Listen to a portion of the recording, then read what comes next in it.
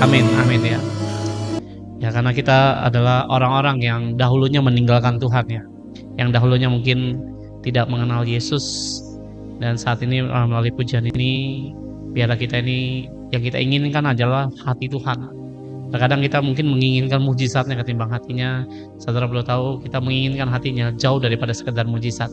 Ya kita percaya bahwa Tuhan kita ini dahsyat, luar biasa dalam keajaiban.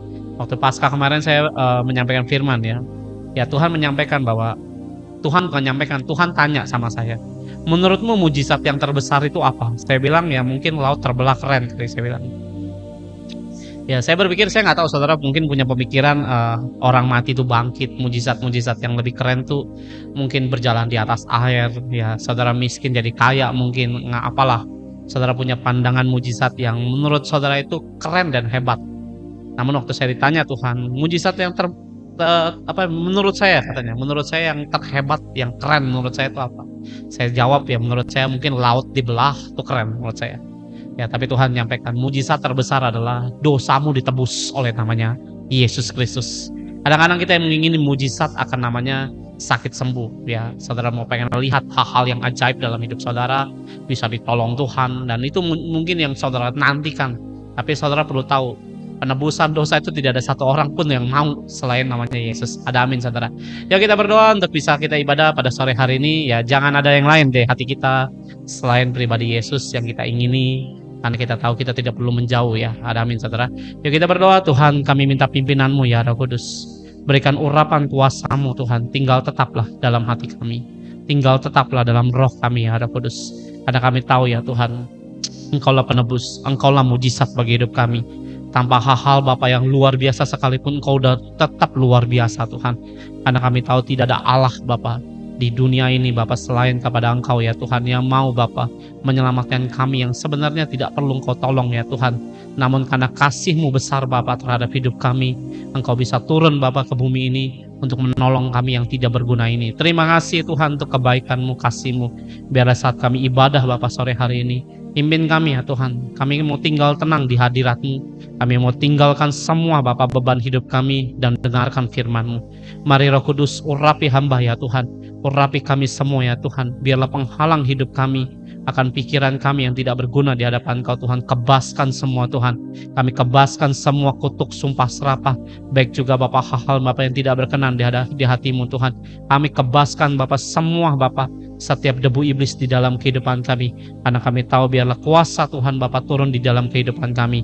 Dalam nama Yesus, mari Tuhan berkuasalah, pimpin kami Tuhan, sampai kami mengerti akan isi hati-Mu, sampai kami mengetahui Bapa Engkau datang yang kedua kali menjemput kami semua. Dalam nama Yesus, semua yang percaya katakan amin, amin, dan amin. Ya, sekali lagi shalom. Sebelum saya masuk firman-Nya, saya juga sedikit sampaikan firman saya yang kemarin ya, bahwa kemarin saya menyampaikan tentang kebangkitan Tuhan Yesus. Ya, saudara perlu tahu bahwa kematian Yesus adalah satu-satunya mujizat paling keren ya ternyata. Ya kita berpikir bahwa sesuatu yang tidak bisa kita lakukan, hal-hal menurut saudara mungkin sakit sembuh itu juga kita tidak bisa lakukan, itu adalah hal-hal yang luar biasa. Namun ada yang jauh lebih luar biasa ya, yang dimana penebusan saudara, yang dimana kubur kosong Yesus bangkit. Nah saudara tahu saya kemarin sampaikan kitab Ester di dalam pasal 3 ya, di mana Mordekai tidak mau sujud dengan namanya aturan dunia. Nah saya berdoa saudara pengikut Yesus, kita tahu kita hidup masih di dunia. Ada banyak aturan-aturan yang kita tidak mengerti. Kadang-kadang ada aturan dunia, ada aturan adat istiadat, ada aturan keluarga, ada aturan hal-hal yang mungkin di dalam kantor lah, kebiasaan hidup manusia seperti apa. Saudara perlu tahu, setiap aturan itu saudara harus tahu bahwa ini menentang Tuhan atau tidak.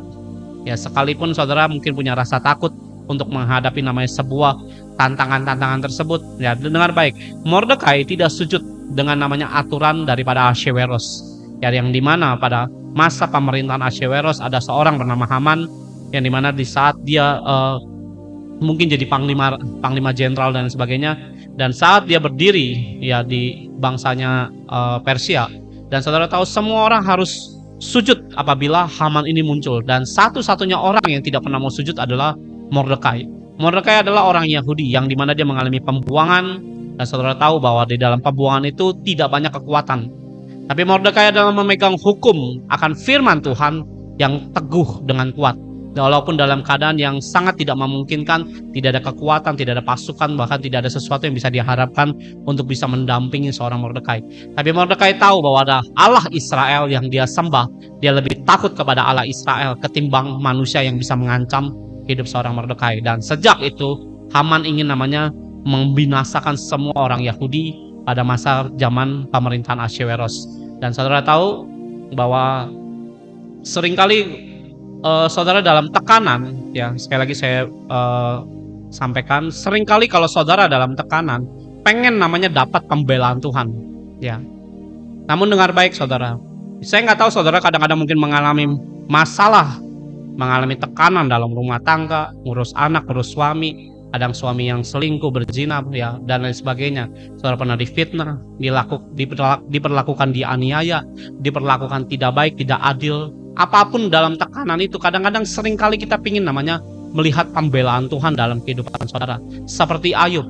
Ayub dicobai oleh iblis, bukan Tuhan yang mencobai, tapi Ayub dicobai oleh iblis. Ya, Tuhan cuma mengambil pagar perlindungannya sebenarnya, ya kalau saudara baca di dalam Ayub pasal yang pertama. Namun, ya waktu iblis mencobai Ayub, Ayub mulai bersungut-sungut di pasal 38 kalau saudara baca di pasal 16. Ya, di mana Ayub mulai sedikit bersungut-sungut. Muncul semua perkataan menantang Tuhan. Bahkan kalau saudara baca, ada banyak orang tidak baca kitab Ayub berpikir bahwa Ayub sempurna. Enggak ada manusia sempurna. Tetap Ayub juga menyampaikan keluh kesahnya dan tanda kutip seperti bersungut-sungut. Di pasal 38 ya, dengar baik, Ayub dalam keadaan tertekan, keadaan minta pembelaan Allah, keadaan yang dimana dia pengen menghadap Allah untuk minta sebuah pertolongan. Ayub bukan dapat pertolongan, dimarahin Tuhan. Di pasal 38 Allah ngomel, ya bukan ngomel sih, tapi negor si Ayub. Seringkali kita minta sebuah pembelaan terhadap suami, terhadap anak, terhadap pembelaan dalam pelayanan, pekerjaan saudara. Namun kok nggak muncul pembelaan? Dengar baik saudara. Kenapa pembelaan Tuhan kadang tidak muncul di dalam kehidupan orang Kristen? Sebabnya adalah karena kitanya kurang benar, belum benar. Nah, karena pembelaan Tuhan tidak akan muncul kalau dalam kehidupan kita sama tidak benarnya. Ya mungkin suami saudara pemabok, selingkuh, saudara sendiri juga adalah orang yang malas berdoa. Nah, sama-sama tidak ada kebenaran dalam kehidupan itu. Makanya Tuhan tidak pernah munculkan kebenarannya. Karena kalau Tuhan memunculkan kebenarannya, dua-duanya kena hukum. Nah, kalau saudara baca dalam pasal 42 Ayub ayat yang ke-6, saya kemarin menyampaikan firman itu, ya Ayub yang bertobat. Ya, walaupun kata terjemahan Indonesia adalah menyesal, tapi terjemahan The Message, ya ataupun terjemahan yang lain, ya King James dan sebagainya, Ayub berkata bahwa aku bertobat, tidak akan aku mengulangi perkataan-perkataanku. Ya, jadi ada kata pertobatan di situ di dalam kehidupan Ayub. Waktu Ayub bertobat, ada kebenaran Tuhan, barulah Tuhan sembuhkan Ayub. Nah, kalau saudara pengen dibela oleh Tuhan, saudara harus hidup dengan kebenaran Tuhan terlebih dahulu. Jangan lihat perkaramu dulu. Nah, tapi lihat bagaimana hidup kita sudah benarkah di hadapan Tuhan. Karena kalau tidak didapati kebenaran Tuhan, nggak bisa menurunkan pembelaan-pembelaannya. Karena kalau Tuhan turunkan, dua-duanya kena. Makanya seringkali kalau Tuhan tuh menyampaikan saat kita mengalami aniaya, tekanan, Tuhan bilang apa? Ampunin, karena itu kebenaran. Ya, di sini saudara bisa mengerti akan firman tersebut. Nah, saya tidak menyampaikan tentang kisah Ayub. Ya, saya cuma highlight sedikit kan firman yang kemarin saya bahas, ya. Dan di situ ada Yesus waktu disalib, dia mengalami kematian. Dan dengar baik saudara, kenapa Yesus dibangkitkan? Ya karena ada kebenaran di dalam kehidupan Yesus, yang dimana dia membawa kebenaran, makanya dibela oleh Tuhan dengan ajaib. Apabila saudara pengen hidup dalam kebenaran, pengen bangkit Pak hidup saya dan lain sebagainya, saudara harus hidupi dulu kebenaran. Dimana Esther untuk membalikan keadaan, dia 3 hari 3 malam tidak makan tidak minum. Seperti Yesus mati 3 hari, Esther layaknya manusia yang hidup tapi tidak menjalani kehidupan layaknya ke orang hidup. Ada dia tidak makan, tidak minum, layaknya kayak orang mati. Dia tersungkur, kalau nonton filmnya ya, saudara tahu Esther itu tersungkur, cuman menyembah Tuhan. Dan saudara perlu tahu, di hari ketiga Yesus bangkit. Nah, saat saudara tahu Yesus bangkit, saya menyampaikan firman kemarin, murid-murid Yesus ngapain berbondong-bondong semua ke kuburan. Dan Yesus menyatakan bahwa firman-nya, saya menyampaikan, banyak orang Kristen pengen bangkit, tapi ngelihat masa lalu, ngelihat kuburan buat hidupmu sendiri, melihat kepahitan, melihat pelecehan, lihat semua siksaan, lihat sesuatu yang mengenang hal-hal yang tidak baik. Saudara tidak bisa bangkit dengan kuasa Tuhan apabila melihatnya kuburan. Sedangkan Yesus bangkit tidak pernah muncul di kuburan. Tidak ada ayat yang menyatakan Yesus muncul di kuburan, nggak ada ayatnya. Saudara boleh cari. Bahkan jenazahnya kan di kuburan, benar. Itu tubuh fana. Tapi waktu Yesus bangkit, dia dengan tubuh kemuliaan. Muncul di mana? Galilea. Di Galilea, saudara tahu artinya adalah dia muncul bagi orang-orang berdosa seperti saudara dan saya. Nah, kalau saudara, pas saya pengen lihat mujizat Tuhan. Tuhan dalam firman-Nya menyatakan bahwa dia sudah bernubuat sebelum dia mati. Dia bilang bahwa aku akan muncul di Galilea setelah 3 hari. Galilea itu waktu saya cari tahu, Galilea itu apa Tuhan? Kau pernah khotbahkan. Waktu saya cari tahu khotbah saya tentang Galilea, saya baru mengerti kebangkitan Tuhan muncul bagi orang berdosa, bukan namanya bagi orang pintar, saudara ya. Jadi saudara harus tahu bahwa saudara mau bangkit, urusi orang-orang berdosa, maka saudara akan lihat bagaimana Tuhan membangkitkan kehidupan saudara, memberikan pertolongan. Ada amin, saudara. Nah, hari ini saya tidak bicara tentang kuburan, tentang kematian Yesus, kebangkitannya, tapi saya hari ini mau menyampaikan sesuatu yang saudara perlu dengar firman ini dan coba namanya renungkan nanti setelah saya sampaikan firman ini, karena buat saya secara pribadi firman ini penting buat orang Kristen. Kenapa penting? Karena menurut saya firman ini banyak orang Kristen berguguran dengan salah persepsi bahwa Tuhan tuh yang akan melayani kita dengan sepenuhnya. Enggak, ada bagian kita, ada bagian Tuhan. Amin, saudara ya. Nah, coba ya saudara lihat. Saya berharap saudara sebagai orang Kristen tangkap dengan manusia rohmu, ya.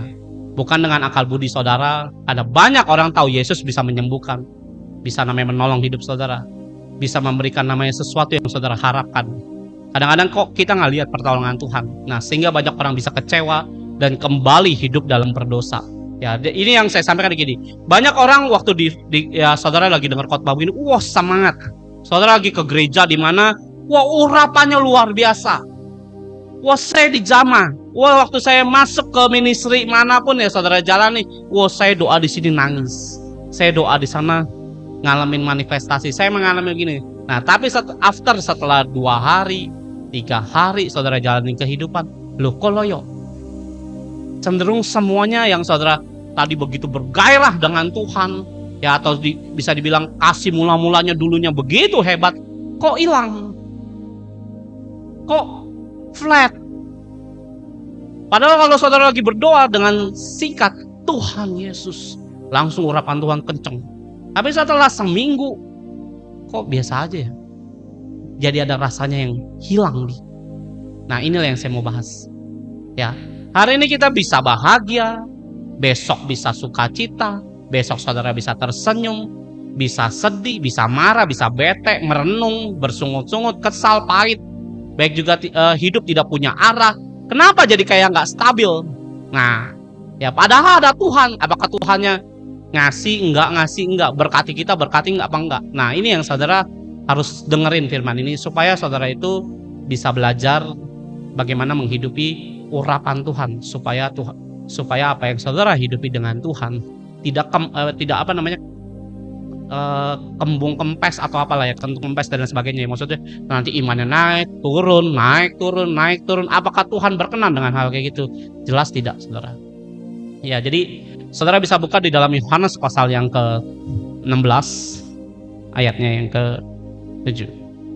Ya. Kalau saudara punya kitab, sekali lagi Yohanes pasal yang ke-16 ayat yang ke-7 dan ke-8.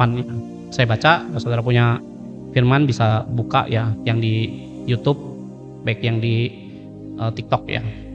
Nah, oh ya saya juga tadi lupa. Kalau tadi Pak, khotbah yang tadi mana Pak? Nah, saudara bisa klik nama saya di pojok kiri handphone saudara ya. Di situ ada nama saya. Saudara tinggal klik, di situ ada link YouTube, tinggal klik, ada khotbah tentang kubur kosong, Yesus bangkit. Nah, saudara tahu bagaimana harus bangkit Pak? Dengerin firman itu. Saya berdoa itu memberkati hidup kita. Sebagai orang Kristen, saya merenungkan firman itu, panjang ceritanya itu. Ya, saya langsung membaca ya, Yohanes pasal yang ke-16, Injil Yohanes pasal 16 ayat yang ke-7. Namun benar yang kukatakan ini kepadamu, ya kata Yesus, adalah lebih berguna bagi kamu jika aku pergi. Sebab jikalau aku tidak pergi, penghibur itu tidak akan datang kepadamu. Tetapi jikalau aku pergi, aku akan mengutus dia kepadamu. Ya, ayat 8. Dan kalau Ia datang, siapa Ia di sini? Adalah Roh Kudus. Ia akan menginsafkan dunia akan dosa, kebenaran, dan penghakiman. Ya, akan dosa karena mereka tetap tidak percaya kepadaku. Dengar baik saudara. Ya, saya berdoa saudara itu bukan orang Kristen yang hanya percaya pada Yesus, Roh Kudusnya enggak. Karena kita orang Kristen ini ada punya pemahaman Allah Bapa paling berkuasa, Yesus nomor 2, Roh Kudus nomor 3. Dengar baik saudara, Bapa, Anak, Roh Kudus kuasanya sama, karena pribadinya Allah sendiri. Ya, kalau agama kepercayaan sebelah berpikir Allahnya 3, enggak, kita tetap satu. Loh, kenapa? Saya udah pernah bahas tentang Tritunggal. Ya, kayak misalnya saya punya jiwa, punya roh, punya tubuh. Tubuhnya tubuh Timotius, rohnya Timotius, jiwanya Timotius. 3, tapi 1. Ya, Tuhan nggak punya tubuh. Ya, tapi dia punya namanya roh. Rohnya Roh Kudus dicurahkan. Ya, jiwa atau pikiran atau firmannya itu siapa? Yesus. Ya, saya nggak bahas itu sih. Saya cuma ngasih perumpamaan. Nah, Roh Kudus ini waktu Yesus naik, Roh Kudus ini yang dicurahkan. Nah, banyak orang berpikir bahwa ataupun banyak orang tidak percaya akan namanya kehadiran Roh Kudus sendiri. Ya, bahkan ada gereja besar pun tidak percaya peran Roh Kudus. Ini sangat disayangkan. Ya. Kenapa orang bisa namanya hidup, iman naik, iman turun, besok bisa nangis-nangis dengan Tuhan, ya besok bisa namanya buat dosa. Loh, kenapa? Ininya nih yang jadi masalah. Nah, malam hari ini atau sore hari ini kita belajar ini. Biar saudara itu tahu bagaimana menghidupkan kuasa Roh Kudus. Apa sih Pak yang di dalam kita ini? Ya, Roh Tuhan. Kalau Roh Tuhan kamu hidupi dan kasih makan dengan tepat, kamu turuti dengan tepat, kamu akan lihat hal-hal yang besar justru dalam hidup saudara. Saudara akan lihat bagaimana saudara itu bisa menolong banyak orang lewat kuasa ini. Yang percaya katakan amin dulu saudara. Pak, saya bisa nggak Pak untuk bisa mengalahkan pergumulan? Iya, lewat kuasanya Roh Kudus ini. Dan nanti saya bahas sampai akhir. Di sini Tuhan mau sampaikan saudara tidak pernah ditinggal dalam hidup saudara. Waktu Yesus naik ke atas, ya Yesus tetap memberikan kita itu sebuah roh yang daripada Allah sendiri, yaitu yang bernama Roh Kudus. Kita pernah dengar, tapi bagaimana namanya kita ini berinteraksi dengan Roh Kudus itu sendiri? Karena jarang orang khotbahin ini. Kita lebih sering ngomongin Yesus. Ya, jadi jangan berpikir bahwa Yesus Pak yang nyelamat, Roh Kudus nggak nyelamatin. Enggak, semuanya ada hubungannya. Ya, jadi jangan berpikir bahwa Yesus lebih berkuasa, Roh Kudus kurang kuasa. Enggak, sama. Cuma pekerjaannya yang agak berbeda. Yang dimana Roh Kudus ngapain, Yesus ngapain, malah Bapa ngapain. Nah, kloternya yang dibagi-bagi. Ya. Jadi waktu Yesus naik terangkat, ya ayat 8, dan kalau Roh Kudus datang, jadi waktu Yesus ada atau belum ada, Roh Kudus sudah ada nggak? Udah ada.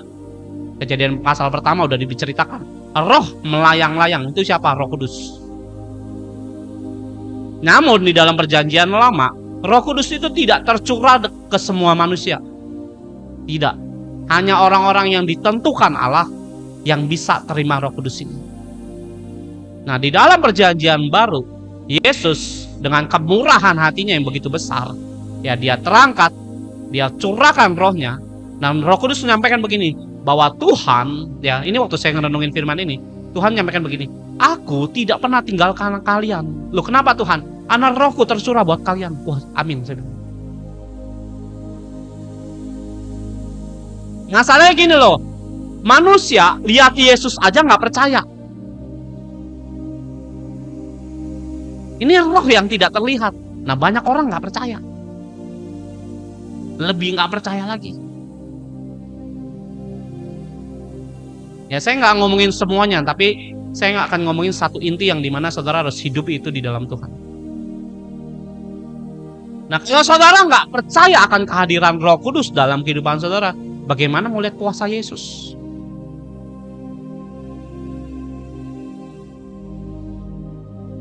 Yesus memang omnipresent. Dia maha hadir. Tapi dia lebih sering di sorga. Di bumi dia hanya datang ke beberapa tempat. Tapi Roh Kudus itu memang sudah dicurahkan ke muka bumi. Dan semua orang yang percaya kepada Tuhan akan terima. Apakah semua orang Kristen itu punya Roh Kudus? Belum tentu. Walaupun ada hamba Tuhan yang menyampaikan bahwa, wah ini kameranya kenapa nih? Ya walaupun ada orang Kristen bilang, oh kalau kita dipercaya Yesus pasti Roh Kudusnya ada tetap. Saya bilang belum tentu. Kenapa? Nanti kita ceritain sedikit. Ya, ciri Roh Kudus hidup dalam saudara tidaklah berbuat dosa. Nah, dengar baik saudara. Kalau kita belum percaya pada Yesus, saya masih intermezzo ya. Khotbah saya belum intinya. Saya kasih cerita dulu supaya saudara tuh ngerti nanti aliran cerita saya mau kemana. Nah, Roh Kudus, waktu kita belum percaya kepada Yesus, apakah Roh Kudus udah ada di manusia? Enggak. Dia masih di luar. Waktu saudara dibaptis, aku percaya nama Yesus juru selamat, Tuhan kebenaran dalam hidupku. Roh Kudus tercurah dalam hidup kita. Artinya gini, waktu kita tidak percaya, waktu kita melakukan dosa, Roh Kudus di luar. Ya, di luar. Percaya Yesus, tidak mau namanya hidup dalam dunia kegelapan lagi. Aku tenggelam dengan waktu dibaptis ya, tenggelam dengan dosa, bangkit dengan Yesus. Roh Kudus tercurah. Artinya Roh Kudus itu waktu kita belum percaya di luar. Nah, kalau hidup dengan Roh Kudus, bagaimana Pak? Saudara tidak buat dosa lagi. Nah, makanya kenapa waktu orang ikut Yesus kasih mula-mula, ya, waktu di jamah Tuhan, saudara inginnya ke gereja terus. Siapa yang ngalamin kayak gitu? Inginnya tuh doa, dengar firman 2 jam rasanya kurang. Pengennya 4 jam, 5 jam. Mungkin. Itu siapa yang gerakin? Ya roh ini. Bukan hatimu, bukan. Kalau hatimu pengennya duit, hatimu pengen mewah. Roh inilah yang membawa saudara untuk bisa namanya mendekat sama Yesus.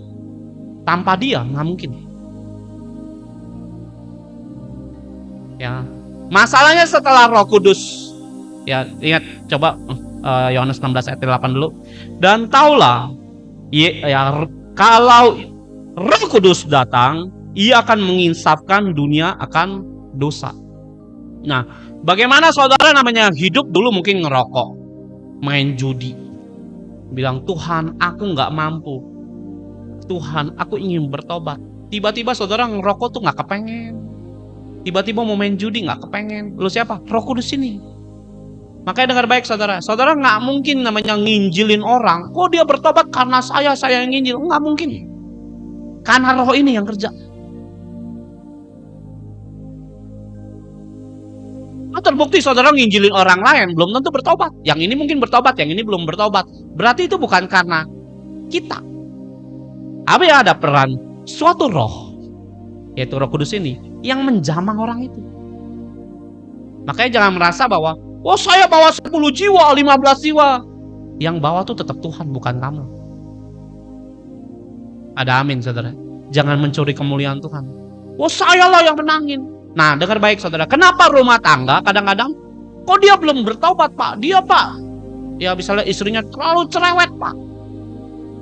Suami saya Pak belum bertobat dan sebagainya. Loh kenapa? Karena ini belum kerja. Saudara ngomongin firman sampai muntah pun ya. Kalau ini belum kerja nggak tobat. Jadi bagaimana? Yang buah-buah rohmu yang harus muncul. Nanti pada waktunya Tuhan lihat kebenaran dalam hidupmu muncul, ini kerja. Dan kamu gak bisa paksa Roh Kudus ini, tolong dong, kerjakan. Gak bisa. Hanya Tuhan yang tahu waktunya kapan. Jadi selama namanya dia belum bertobat, saya mesti bagaimana? Kamu perhatikan rohmu.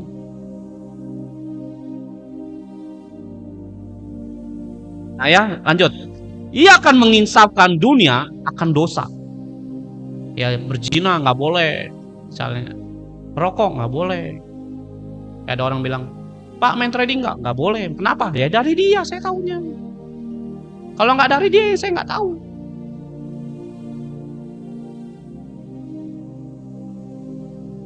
Ada lagi orang tanya aneh-aneh gitu.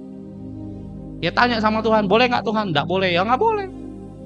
Ada orang lagi pengen, Pak, kenapa Tuhan belum tolong saya, Pak? Saya 2,5 tahun nggak kerja karena otakmu.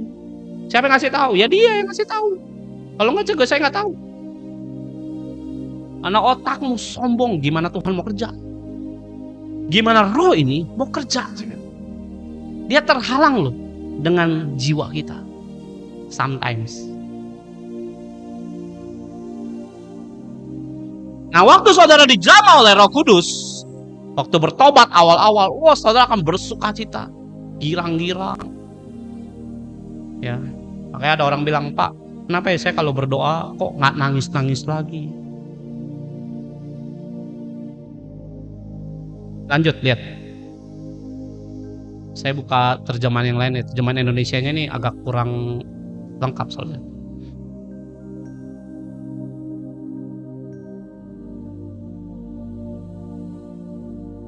Ayat yang 8. Ayat yang ke-8 gini. Ini terjemahan TSI, terjemahan sederhana Indonesia. Ketika Roh Penolong itu datang atau Roh Kudus itu datang, dia akan menyadarkan orang-orang di dunia bahwa pemikiran mereka salah tentang ketiga hal ini. Ya, tentang apa? Dosa. Mana yang berkenan, mana yang enggak. Roh Kudus akan kasih tahu. Makanya kenapa kalau ada orang tanya, kok lu bisa tahu sih ini nggak boleh, ini boleh, ini loh, ini yang ngasih tahu. Kalau saya mah boleh, terserah lah. Kalau saya mau mati juga boleh gitu. Kalau saya, ya. Terus kenapa ini jadi nggak boleh? Ya karena ini yang ngajarin. Ya tentang cara untuk menjadi orang benar. Nah di level kedua ini orang Kristen nggak ngerti. Dia taunya, saya ditebus oleh Yesus, amin, pasca nangis-nangis, ya kan. Yohanes 16 ayat yang 8. Ya saya lagi pakai terjemahan yang lain, bukan TB. Yang pertama, Roh Kudus itu akan menginsafkan saudara dari dunia. Yang kedua, dia akan ngajarin kebenaran. Nah orang Kristen diajarin kebenaran nggak mau. Punya kebenaran diri sendiri. Kalau saudara punya kebenaran diri sendiri, saudara akan jalan dengan namanya kehidupanmu sendiri. Ya, karena di dalam Roma 10 ayat 2 dan ketiga, sebab aku dapat memberi kesaksian tentang mereka bahwa mereka sungguh-sungguh giat untuk Allah, tetapi tanpa pengertian yang benar. Nah ini orang Kristen hati-hati loh. Saudara jangan pakai namanya firman ya. Kemarin saya sharing sama orang, firman tuh bisa dipakai buat jahat, bisa pakai untuk membantu orang. Bukan firmannya yang salah, manusianya yang memakai firman itu yang salah. Sebab oleh karena mereka tidak mengenal kebenaran Allah, dan oleh karena mereka berusaha untuk mendirikan kebenaran mereka sendiri, maka mereka tidak takluk kepada kebenaran Allah. Ini Roma 10 ayat 23. Saudara catat, renungin aja. Karena banyak orang pakai ayat buat ngebenerin dirinya sendiri. Ada orang selingkuh. Pak, Abraham kan istrinya 2. Nah itu contoh orang pengen membenarkan dirinya. Berarti selingkuh boleh, maksudnya dia begitu.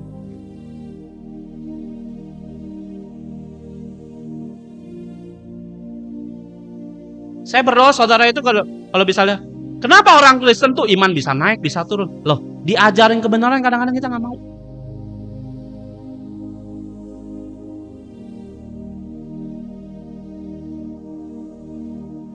Kenapa waktu kita dibaptis cenderung kita jauhin dari dosa? Roh ini yang membawa kita supaya kita ini jangan deket-deket dengan dosa. Nah, seiring karena kebenaran kamu nggak hidupi, diem, melempem, hidup suka-suka. Mikir lagi dosa yang lama, kayaknya ikut yang lama enak deh. Boleh bohong. Saudara jangan puas dulu ikut Tuhan tuh dengan pengetahuanmu yang sedikit itu sebenarnya. Jangan nganggap kita ini pinter loh. Saya ini semakin belajar semakin tuh merasa kayak makin tolol. Saya semakin belajar banyak ini, semakin merasa tuh ini benar-benar bodoh dan nggak ngerti ini. Oh ternyata luas. Soalnya nggak ngalamin, cuman cerita dari saya, kamu juga nggak akan ngerti. Semakin dalemin, semakin kita ini mesti jadi orang bodoh di hadapan Tuhan. makin ini lebih amazing. Ini ayatnya gila, ini dahsyat. Makin itu kita tuh bener-bener rasanya kayak orang bodoh. Melihat kebesaran Tuhan kita, melihat keagungan beliau. Ada amin, saudara. Nah, kenapa orang waktu dibaptis cenderung menjauh dari dosa? Coba buka dulu Lukas 3 ayat yang 16. Nah, Lukas 3 ayat 16. Yohanes menjawab dan berkata kepada semua orang itu, aku membaptis kamu dengan air. Dengar baik, saudara. Yesus semasa 33,5 tahun ya. Yesus selama 33,5 tahun di muka bumi itu pakai roh ini. Yang dimana? Roh Kudus. Banyak orang berpikir bahwa Yesus di bumi itu jadi Tuhan. Ngawur itu sesat ngajarnya. Yesus itu Tuhan, turun ke bumi, masa jadi Tuhan lagi? Disalib lagi. Ya kita diejek lah, banyak orang kepercayaan sebelah nggak percaya, ataupun agama-agama yang lain tidak percaya. Kenapa? Karena mereka berpikir bahwa Tuhan kok disalib. Memang bukannya yang disalib itu bukan Tuhan. Maksudnya adalah jabatannya ya. Hakikatnya dia adalah Allah. Saya ngomong dulu, nanti dibilang sesat lagi ngajarin. Ya, ini sudah saya bahas. Yesus turun ya, mengambil rupa seorang manusia dia di dalam Filipi 2 ayat yang ke-6. Ya, saya baca dulu biar semuanya ada ayat, biar saudara itu saya nggak ngomong kosong. Ya, Filipi 2 ayat 6 dan ke-7. Yang walaupun dalam rupa Allah tidak menganggap kesetaraan dengan Allah ya sebagai milik yang harus dipertahankan, melainkan telah mengosongkan dirinya sendiri ya. Jadi hakikat Allahnya dilepas dulu sama Yesus. Ibaratnya jabatan. Ya, telah mengosong diri sendiri, mengambil rupa seorang hamba dan menjadi sama dengan manusia. Jadi dia turun di muka bumi ini bukan sebagai Tuhan lagi, sebagai manusia. Sama dengan manusia, firman-Nya ngomong gitu. Nah, terus bagaimana kok Yesus bisa menyembuhkan banyak orang? Roh Kudus ini yang ngerjain. Ini kameranya kenapa? Sebentar, saudara.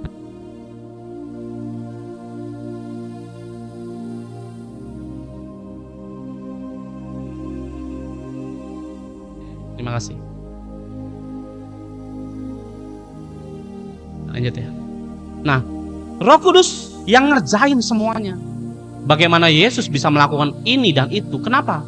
Ada ayatnya Pak? Ada. Makanya coba lihat Lukas 3. Ya, ayat yang ke-16 tadi. Waktu Yesus dibaptis, lihat. Yohanes menjawab dan berkata kepada semuanya itu, aku membaptis kamu dengan air. Tetapi Yesus yang lebih berkuasa daripadaku akan datang, membuka tali kasutnya pun aku tidak layak. Ia akan membaptis kamu dengan Roh Kudus. Lompat ke ayat 21.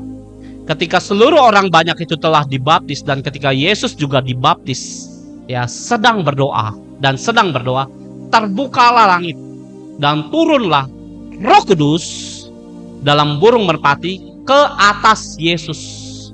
Nah, Roh Kudus ini turun ke siapa? Ke manusia.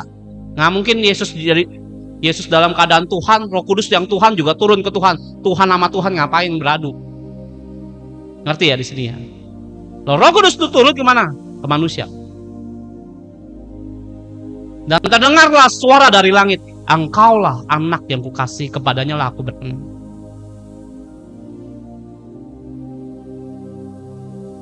Ya, saya tuntaskan lagi Kisah Para Rasul 10 ayat 38. Yaitu tentang Yesus dari Nazaret, bagaimana Allah mengurapi, yang diurapi siapa? Selalu manusia sebenarnya.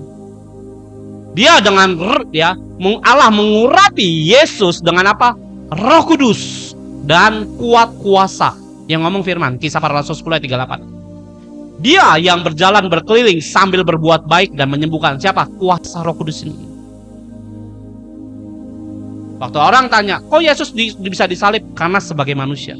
Kalau sebagai Tuhan nggak mungkin bisa disalib. Dengar baik saudara ya, saya perlu disclaimer, Yesus tetap juru selamat, jalan kebenaran dan hidup. Tidak mungkin orang manusia ke sorga tanpa Yesus. Nah, banyak orang Kristen, kita tengking setan dalam nama Yesus. Tidak ada Roh Kudusnya. Setan yang ngalahin kamu, bukan kamu yang ngalahin setan.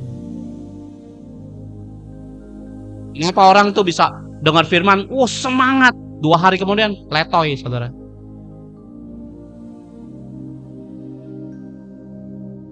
Nah, pertanyaan saya, masihkah Roh Kudus hidup dalam hidup saudara? Kenapa Pak? Roh Kudus itu apakah selalu dalam hidup manusia? Tergantung kita. Kalau kita terus buat dosa, dia keluar. Kamu zina terus ya. Saudara namanya hidup main judi online terus, oh pasti ada Roh Kudus. Nggak mungkin ada. Never. Ayatnya di mana Pak? Nah ya, saya hari ini buka banyak ayat, saudara tinggal dengerin aja ya. Nanti kalau saya bilang buka ini baru buka. Ya mau catat ayatnya silakan. 1 Yohanes 3 ayat yang ke-9. Setiap yang lahir dari Yesus atau Allah tidak berbuat dosa lagi. Pak, saya sering berbuat dosa, bukan dari Allah hidupku. Nggak mungkin Roh Kudus bilang, udah ya narkoba aja, kan ngefly enak. Nggak mungkin, itu suara Tuhan.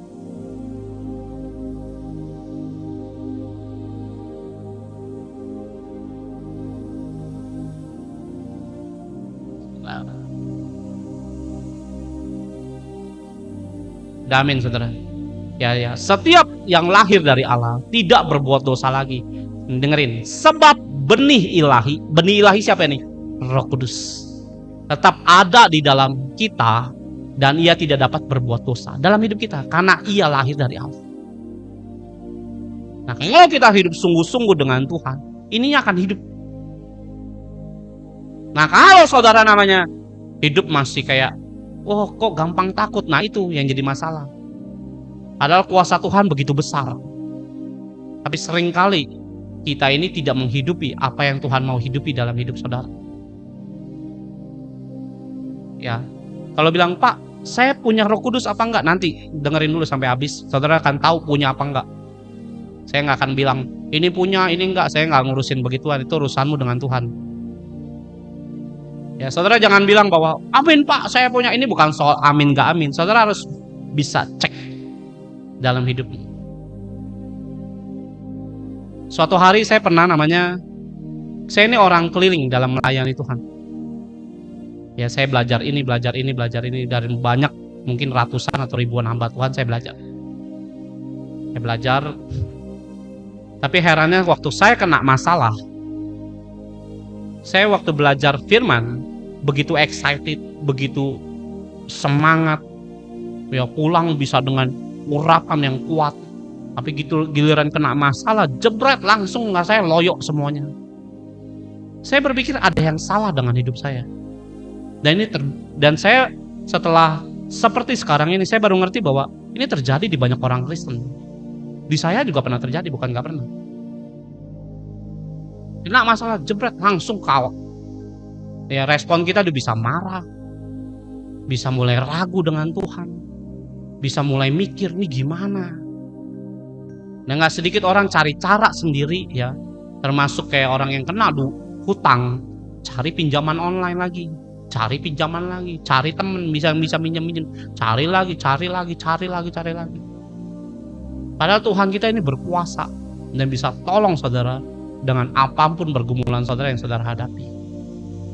Tapi kadang-kadang kita malah nggak lihat itu semua. Yang diceritain, yang dikotbahin, kok nggak terjadi dalam hidup saya. Itu yang saya rasain. Hari ini bisa semangat, kena masalah loyo. Saya bisa bersungut-sungut dan marah, serius. Bisa sangat kebingungan, ini gimana cara selesainya. Udah doa saya. Tapi kok nggak bisa gitu. Mandi. Kadang-kadang saya merasa ikut Tuhan ternyata nggak semudah itu. Inilah kenapa orang Kristen bisa hidup naik turun. Waktu dia semangat dijamah Roh Kudus, waktu dibaptis, tinggalin dosa. Sejak saudara ngalamin titik kayak begini, saudara akan kembali dalam dosamu yang lama. Nggak tahu apapun dosamu itu. Hari ini saudara bisa dengar firman dengan semangat, besok bisa lemes. Cari lagi khotbah, dengerin lagi khotbah saya. Bahkan ada yang di YouTube saya, dia bilang gitu, Pak, saya dengerin khotbah Bapak semangat Pak. Tapi herannya 2 hari kemudian lemes Pak. Saya cari lagi khotbah, dengerin lagi, semangat lagi. Ya kayak di charge. 2 hari kemudian lemes lagi. Siapa yang pernah ngalamin kayak gitu? Udah belajar sabar, dididik Tuhan. Ya, wah, oh ya kita dengar firman harus sabar. Ya, sampai rumah sabar. Ya. Keluar parkiran saudara ya, digesek, aja mobilnya lecet, ngamuk gitu kan. Udah ngampunin, jatuh lagi. Kena kemalingan, wah, tenangin hati. Waktu saudara tenangin hati, kemalingan lagi, ngamuk lagi, dosa lagi.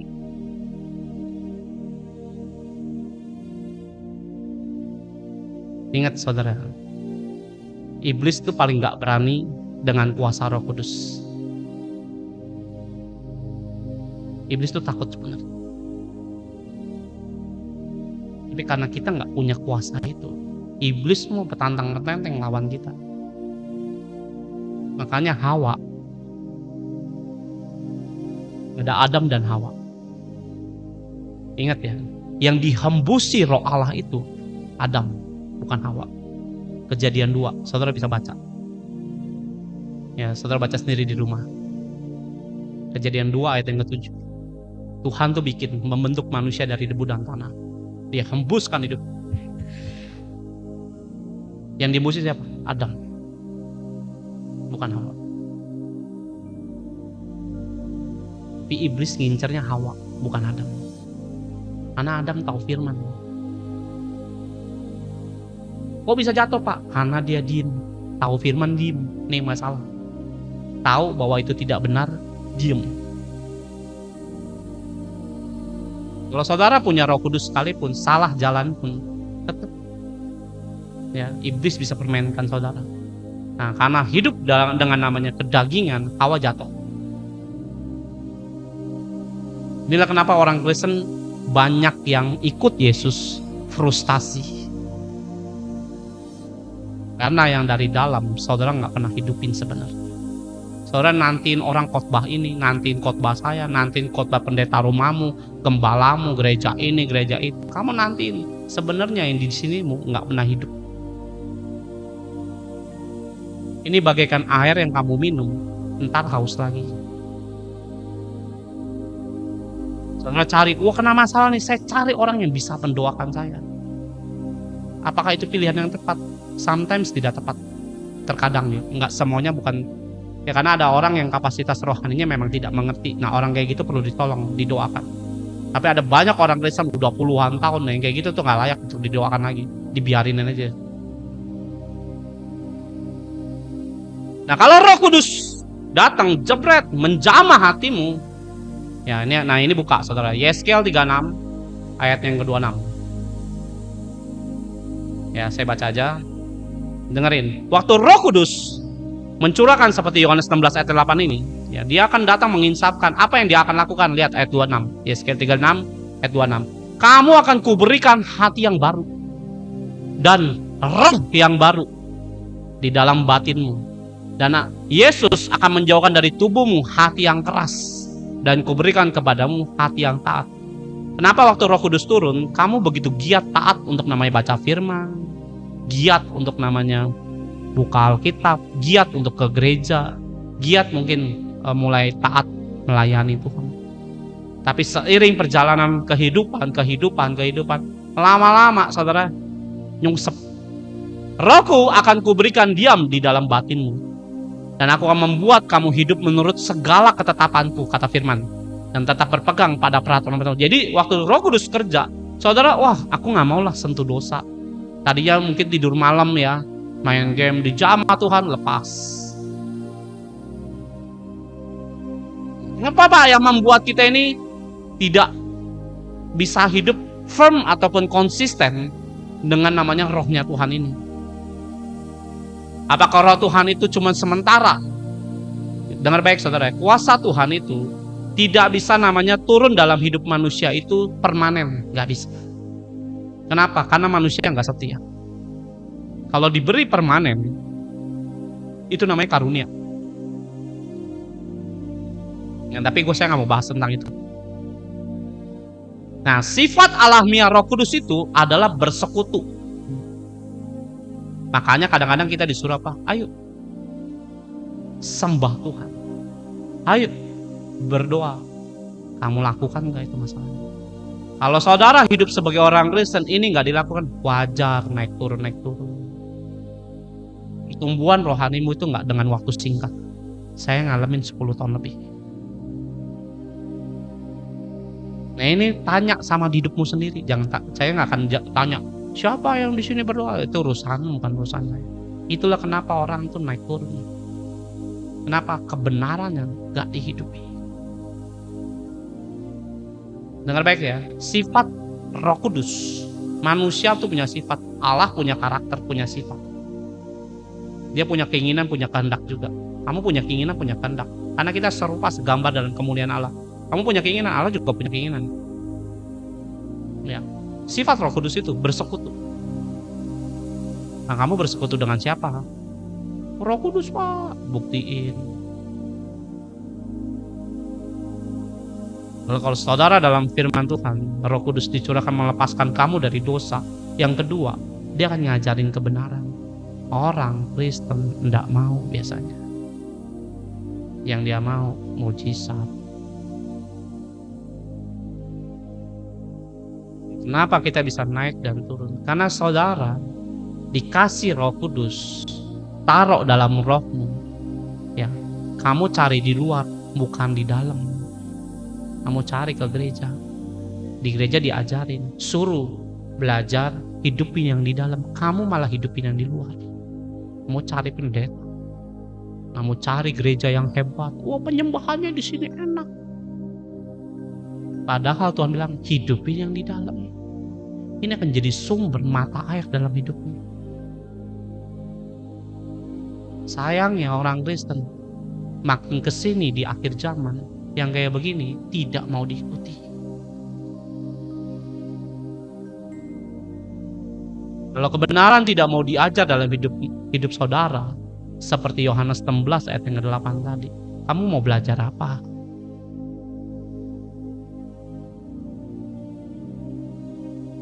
Apa sih Pak efeknya kalau kita ngebangkitin kuasa Roh Kudus ini di dalam hidup kita? Oh, sangat dahsyat saudara. Dengar baik saudara. Di dalam perjanjian lama, roh ini tidak hidup dalam hidup manusia. Tapi hanya orang-orang pilihan kayak Daud, Saul, Musa, Yosua, ya Daniel, Sadrak, Mesak, Abednego. Nggak semua orang bisa terima. Walaupun ada anak-anak perjanjian. Cuma ada orang-orang tertentu yang akan dicurahkan roh ini. Nah, sejak kita perjanjian baru, roh ini dicurahkan bagi orang yang percaya pada Yesus. Saudara percaya Yesus kan? Amin saudara. Roh ini akan turun dalam hidup saudara. Masalahnya jangan saudara buat dosa, ya pergilah dia. Terus ada lagi pendeta bilang, oh dia nggak akan pergi. Pergi, saya lah pergi. Suatu hari saya pernah ibadah, ya di suatu kota. Saya ibadah ke rumah orang.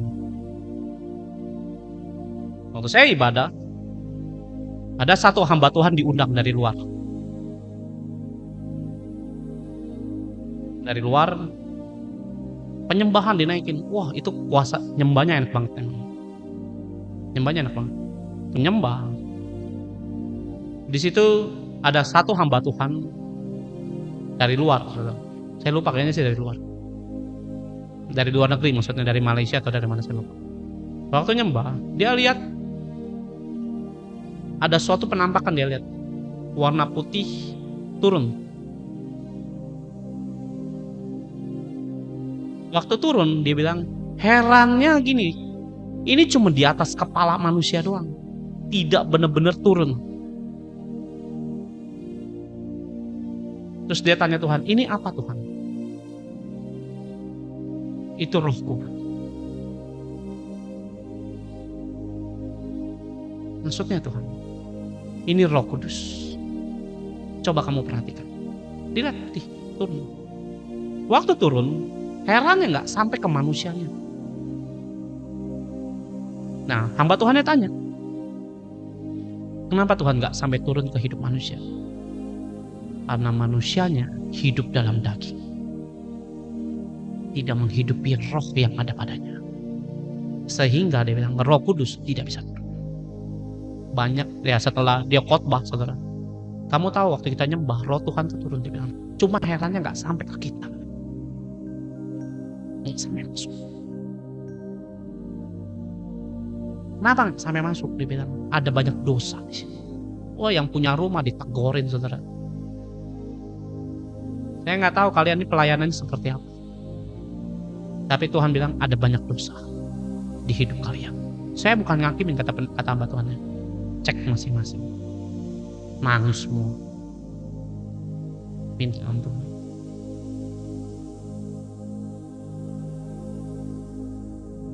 Saya nggak mau pusing karena itu bukan rumah saya, bukan persekutuan saya. Saya datang cuma tamu. Jadi jemaat.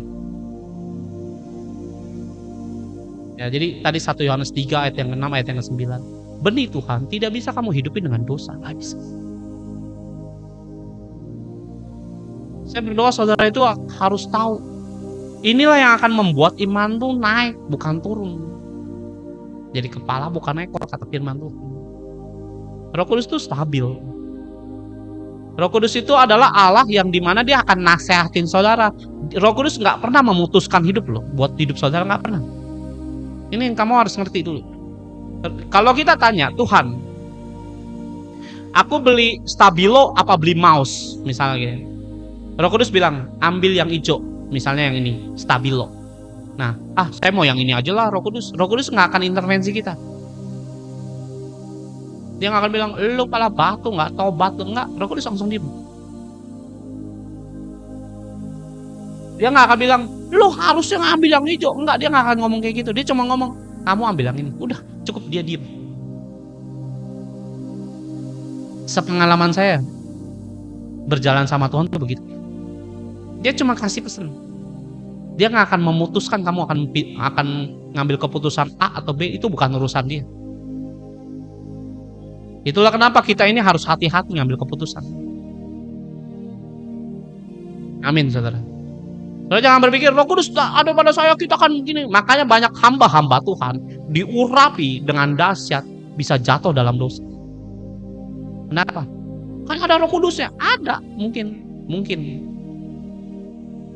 Tapi kok bisa nyimpang, Pak? Bisa, karena lu yang mutusinnya yang ngawur.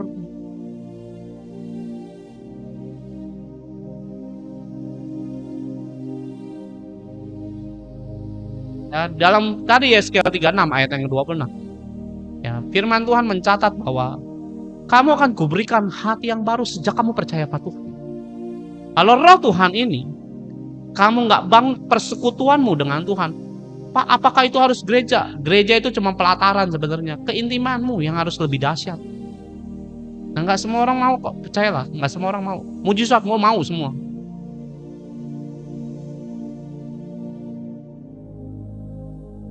Ya kalau dia dicuekin terus sama saudara, saudara hidup dalam kedagingan, dicuekin mulu. Mau di dalam, enggak kuat. Dicuekin ngapain?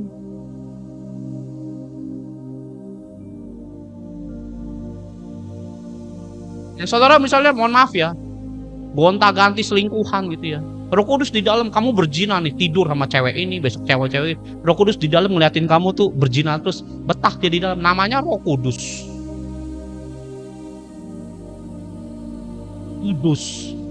Ngeliatin kamu berzina terus betah di dalam, nggak mungkin dia betah. Kuat.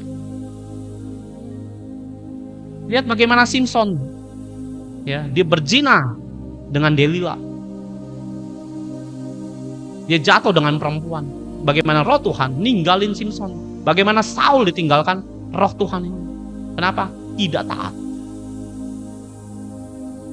Diomongin firman, nggak dikerjain sama Saul. Dikasih tahu, dikasih kerjaan sama Tuhan. Nih destinimu, kerjakan ini. Dilanggar saudara dengan sengaja. Dan firman Tuhan mencatat bahwa Saul ditinggalkan oleh roh ini. Mati hidupnya. Saudara ditinggalkan Roh Kudus, mati hidupmu pasti. Serem ya, serem saudara. Jangan berpikir bahwa Yesus, saya jarang temuin, ini bisa hidup dalam hidupmu sepanjang umurmu masih ada. Kecuali saudara udah mati, saudara baru lepas.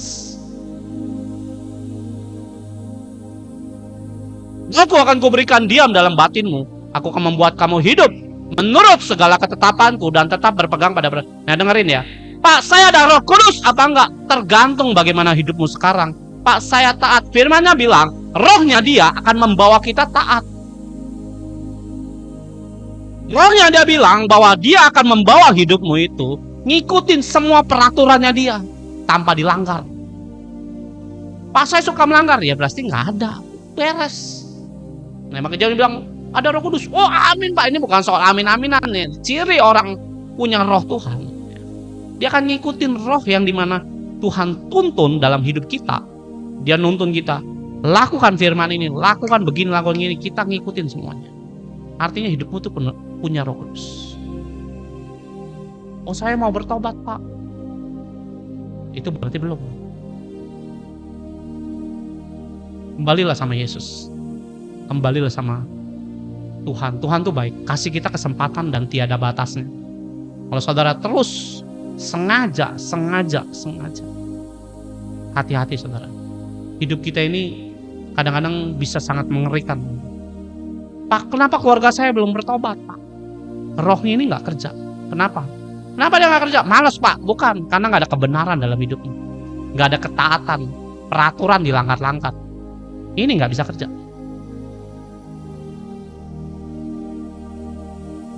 Amin saudara. Mau dipimpin Roh Kudus, bisa katakan amin saudara. Minta sama Tuhan. Sebentar, mesti verifikasi dulu soal ini. Ini gimana ya? Amin saudara. Ya jadi kalau misalnya Pak saya ingin dipimpin sama Roh Kudus, ya artinya kamu mau diatur sama dia, mau diatur sama Tuhan, mau minta dipimpin, minta. Kalau Tuhan bangunin kamu jam 3 pagi, bangun, jangan tidurnya kayak kebo saudara ya. Bangun, katanya mau dipimpin, tidur kayak orang mati gitu 3 hari nggak bangun-bangun. Nah saudara harus tahu bahwa Tuhan memimpin kita untuk meninggalkan banyak dosa kita dan pelanggaran kita. Kalau saudara mau jalan sesuatu, ya dalam pekerjaan, proyek, minta sama roh ini, dia akan kasih tahu kita. Nah, sebelum saya masuk kesaksian, saya buka dulu Yohanes 7 ayat 38. Ya, Yohanes 7 ayat 38. Ya, barang siapa percaya kepada Yesus, seperti yang dikatakan oleh kitab suci, dari dalam hatinya akan mengalir aliran-aliran air hidup. Itu firman loh. Orang yang percaya pada Yesus dicurahkan Roh Kudus. Bagaimana bisa munculin aliran-aliran air kehidupan? Iya dari roh ini. Jangan bilang Yesus berserta dengan saya Pak, dia akan di samping saya selama-lamanya. Emang Yesus gak ada kerjaan di sampingmu? Ya mohon maaf ya, kamu lagi pup, Yesus di sampingmu, kan bau saudara pupmu. Nggak mungkin Yesus di sampingmu, dia di sorga. Nah, orang yang punya namanya Roh Kudus, ya barang siapa percaya kepada Aku, seperti yang dikatakan oleh kitab suci, dari dalam hatinya akan mengalir aliran air kehidupan. Apa yang dialirkan sama Roh Kudus? Kalian dengerin ya. Ciri orang yang hidupnya dalam Roh Kudus, dia akan muncul ngerubah atmosfer orang. Kalau ada orang ini, kenapa ya suasana kok bisa berubah? Nah, orang kayak gitu tuh.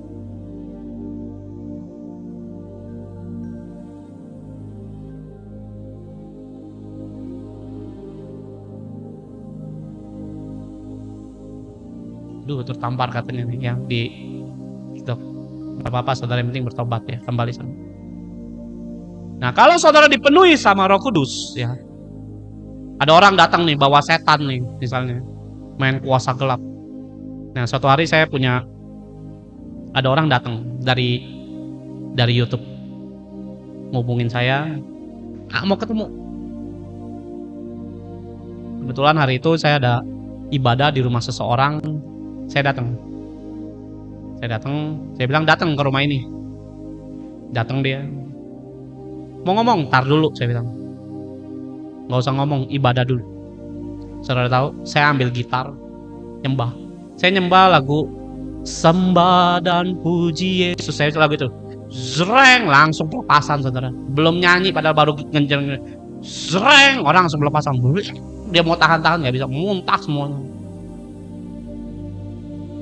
Siapa yang ngerjain? Aliran-aliran air hidup. Saya nggak tumpang tangan. Saya nggak bilang dalam nama Yesus aku tenging aku. Saya juga nggak ngomong gitu. Saya cuma ambil gitar, yuk kita berdoa. Tuhan, jamah tempat ini, rapi tempat ini. Aku mau sembah Engkau Tuhan. Ngenjeng. Yesus, zreng, langsung pelepasan. Loh kenapa? Roh ini yang jalan, bukan saya. Ini kehadiran Tuhan, kegelapan minggir. Nah kemarin lagi nyembah di menara doa, orangnya datang, tahan dia, mau muntah, nggak tahan, saudara kalau bisa tahan. Ya, mau nyembah, blok, muntah, saudara lari buru-buru ke WC, muntah, buah, aliran air hidup. Saudara jadi orang Kristen kayak gini harusnya. Saya bukan mengabanggain saya, bukan. Kalau saudara menyembah Tuhan, kita menyembah Yesus yang sama, Roh Kudus yang sama. Ya jangan berpikir bahwa Roh Kudus kekuatannya kecil, Yesus di tengah, Allah Bapa sama.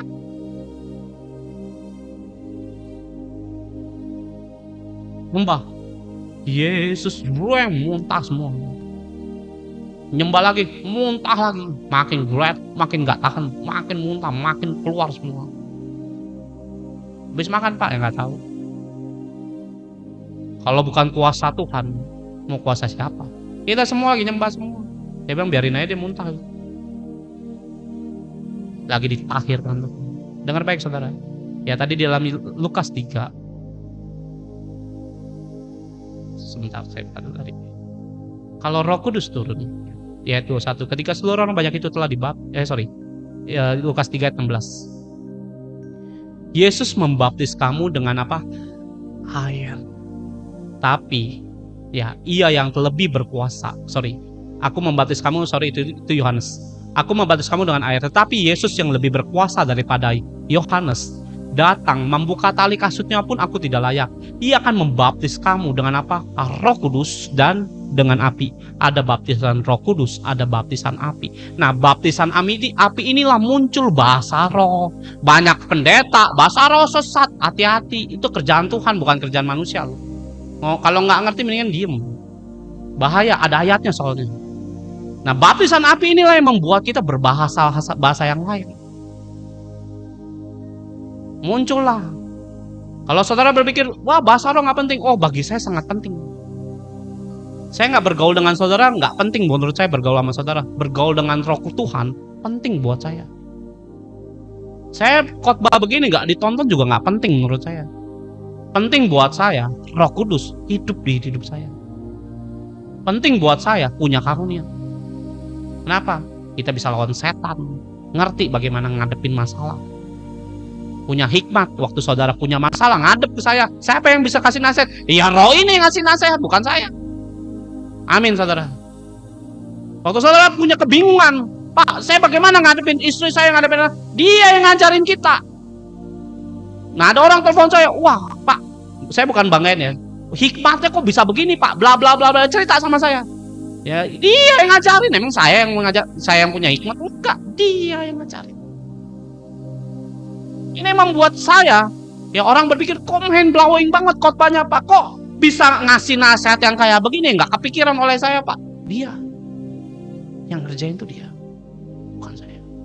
Saya cuma denger, oh sampai. Saya nih nggak sekolah teologi ya. Muncul karunia kayak gitu dari mana? Ya nggak tahu. Kalau nggak dari dia mau dari mana lagi? Ya ini ada orangnya, ya di TikTok. Minta bahasa roh, ya ayo kita doa. Saya nggak punya rencana doa tuh bahasa roh supaya turun, nggak punya rencana. Yuk, kok Tuhan suruh saya nyanyi, ambil gitar, musik ya, nyanyi lagu lama. Saya sejujurnya nggak suka lagu-lagu lama. Kristen lagu lama tuh nggak suka saya jujur aja, karena musiknya nggak enak nih. Ya bukan lagunya yang nggak suka, musiknya yang nggak enak menurut saya. Tapi ya sudah kan, Tuhan bilang lagu ini nyanyi, saya lupa lagu apa. Pokoknya lagu lama, nyanyi saudara. Terima bahasa roh, muntah-muntah dulu, terima langsung. Shikara pataka langsung nyembah. Lo dari mana itu? Ada beberapa orang kayak begitu. Siapa yang ngerjain? Aliran air hidup. Siapa namanya? Roh Kudus. Kenapa hidupmu naik turun, naik turun, naik turun? Ini nggak dikerjain orang Kristen. Taunya gereja doang. Kebenarannya tidak ngerti sebenarnya. Dengar khotbah semangat, pulang besok lemes lagi. Ininya nggak dikerjain. Loh, sejak saya tahu ini harus bagaimana, saya coba kerjakan. Terus bagaimana Pak ngidupin Roh Kudus? Nanti kita belajar. Ya, kemarin saya diundang datang ke restoran orang. Restoran ini sepi, saudara. Tuh sampai bangkrut, tutup. Dia akuisisi sama teman saya. Waktu dia diambil alih sama teman saya sama istri saya dipanggil. Ngapain? Doakan, ayo. Ya, waktu doa saya ambil gitar, nyembah. Nyembah saya udah ngerasain kuasa Tuhan turun. Urapan Tuhan turun. Saya pikir ini cukup. Tapi waktu saya nyembah, Tuhan bilang belum, tunggu. Saya masih nyembah, capek saudara nyembahnya. Nyembah, Tuhan bilang tunggu. Saya nyembah lagi, ada api turun saudara. War, kenceng saudara. Nggak bisa diceritain, saya bisa ngerasain. Saya bisa lihat, turun. Nyanyinya makin berkobar-kobar saudara. Nah, kemarin dikabarin ke istri saya, 3-4 hari dia buka, rame.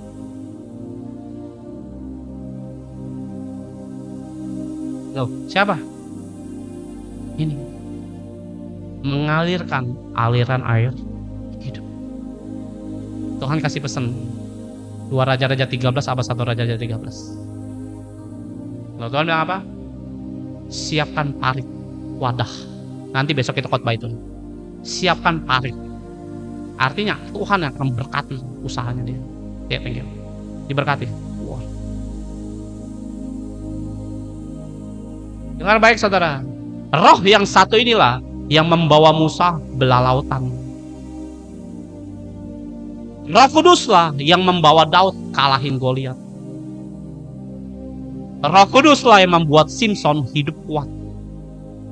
Roh Kudus yang membuat Yesus berjalan di atas air.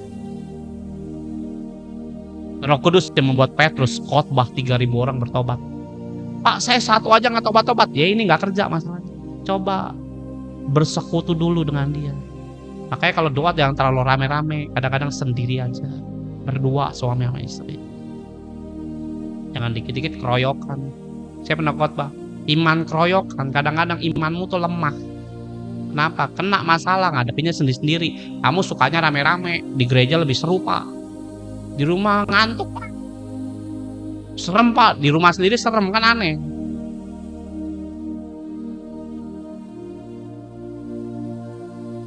Kalau kehadiranmu membawa sengsara, wah orang ini datang mau minjem duit nih pasti. Nah itu bukan bawa Roh Kudus, bawa Roh Kudus tuh kayak gitu.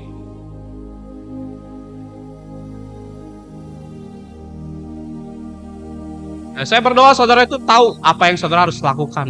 Ya Yohanes 7 tadi ayat yang ke-38. Ya sekali lagi kita baca. Mana yang tadi? Barang siapa percaya pada Yesus seperti yang dikatakan oleh kitab suci, dari dalam, ya bukan dari luar. Nah kadang saudara itu hidup bukan cari yang di luar, dalamnya diurusin. Seperti yang dikatakan oleh kitab suci, dari dalam hatinya akan mengalir. Nah masalahnya banyak orang naik turun imannya, kenapa? Kamu cari di luar, masukin ke dalam. Ini udah ada di dalam. Kamu berpikir gereja inilah yang memberikan saya ini, enggak.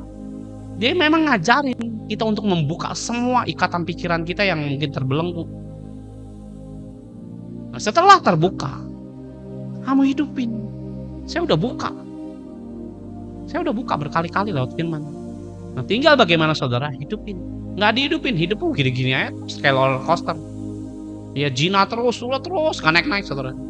Kenapa orang Kristen jatuh dalam dosa berkali-kali? Kenapa? Sininya tidak pernah hidup. Kalau Tuhan kasih kita cuma-cuma, free, gratis.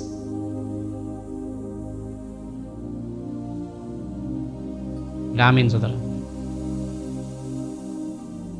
Saya tahu Tuhan itu memberikan kita banyak hal yang baik buat hidup kita. Tapi kadang-kadang kita ini begitu sangat mengerikan untuk tidak bisa menghidupi namanya firman Tuhan. 2 Korintus 13 ayat 14. Kasih karunia Tuhan Yesus dan kasih Allah Bapa dan persekutuan Roh Kudus. Ya kenapa nggak persekutuan Allah Bapa? Loh karena kalau Allah datang mati kita. Allah Bapa nggak mungkin datang ke bumi. Kenapa? Mati gitu. Nggak ada manusia yang bisa lihat dia. Nah makanya yang bisa muncul apa? Ya Roh Kudus ini. Nah saya ingin namanya hutang lunas, hidupin, dia akan membawa kita untuk melihat namanya kemuliaan Tuhan supaya hutang lunas. Lihat kesaksian-kesaksian di channel-channel TV orang Kristen. Waktu saya berdoa, Tuhan buka jalan tuh. Kenapa? Dia bersekutu. Saya teringat dengan satu kesaksian kemarin. Ada seorang ibu-ibu, ya warungnya dicuri saudara, di maling. Waktu dimaling dia tahu rumahnya itu dibongkar sama malingnya, barangnya diambil-ambilin. Terus dia panggil suaminya, dia berdoa sama suaminya, Tuhan tolong aku Tuhan. Sambil nangis saudara, dia berdoa, nggak cari pendeta, ayo kita cari pendeta yang terkenal siapa? Enggak, dia langsung pegangan tangan sama suaminya. Tuhan, sambil nangis. Besoknya ada orang datang, ya ngeberkati dia. Yang hilangnya, ya dia bilang dia nggak ngomong detail, hilangnya berapa, nilainya berapa, 1 juta, 2 juta, 10 juta, 100 juta, saya nggak dia ngomong. Dia bilang diganti 2 kali lipat. Sama siapa? Ada orang tiba-tiba datang ngeberkati warung itu. Semua yang hilang diganti 2 kali lipat. Kalau bukan Tuhan itu siapa? Hari begini siapa yang mau tolong? Amin saudara. Dia nggak langsung cari, kita cari pendeta. Pendetanya aja belum, kasihan. Sabarlah kalian. Imannya harus strong. Ya, untungnya dia apa? Dia berdoa. Coba kalau cari pendeta nggak ditolong sih. Lalu dia cari Yesus. Siapa yang nolong? Roh Kudus. Bagaimana Daud bisa ngalahin Goliat dengan sekali? Kalau saudara berpikir bahwa Yesus kan Tuhan Pak, betul. Tapi waktu dia di bumi, selama hidup 30 tahun, 3,5 tahun dia melayani, itu sebagai manusia. Dia menanggalkan keilahiannya. Artinya semua kuasanya dilepaskan. Jadi manusia. Ada lagi orang tanya, tahu dia manusia kenapa disembah? Ya karena dia manusia, makanya saya sembah. Karena nggak ada Allah yang mau jadi manusia, nggak ada. Saudara cari Allah yang lain, nggak ada. Yang ada manusia katanya jadi Allah, manusia jadi inilah Allah, nggak ada. Ini Tuhan jadi manusia tuh nggak ada, saudara. Di kepercayaan lain nggak ada. Cuma satu-satunya Yesus yang mau. Itulah sebabnya saya sembah.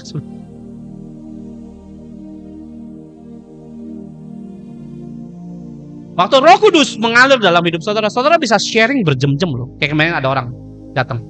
Ini belum lama, baru 3 hari yang lalu kalau nggak salah. Kok dia tanya saya firman bla bla bla bla. Saya firmannya gini, tak jelasin. Waktu dia lihat 4 jam sharing sama saya. Gila udah jam segini dia, nggak terasa ya. Enak ya sharing sama Koko, dia ngomong saya. Ngebuka pikiran saya. Pemberian air hidup terus kamu miliki. Ada orang bilang, Pak firmannya kena ke saya. Pemberian hidup sentuh kamu.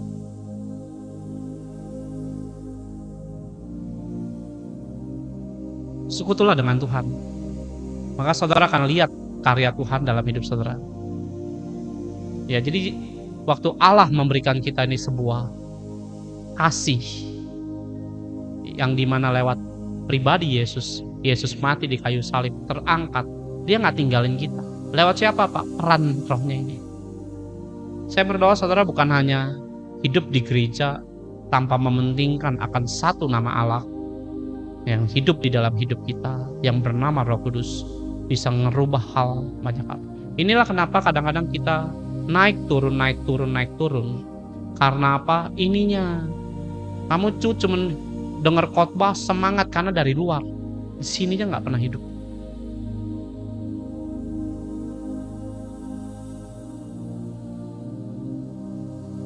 Ya, saya hidup dengan Roh Kudus kok sering kali difitnah orang, dijahatin orang.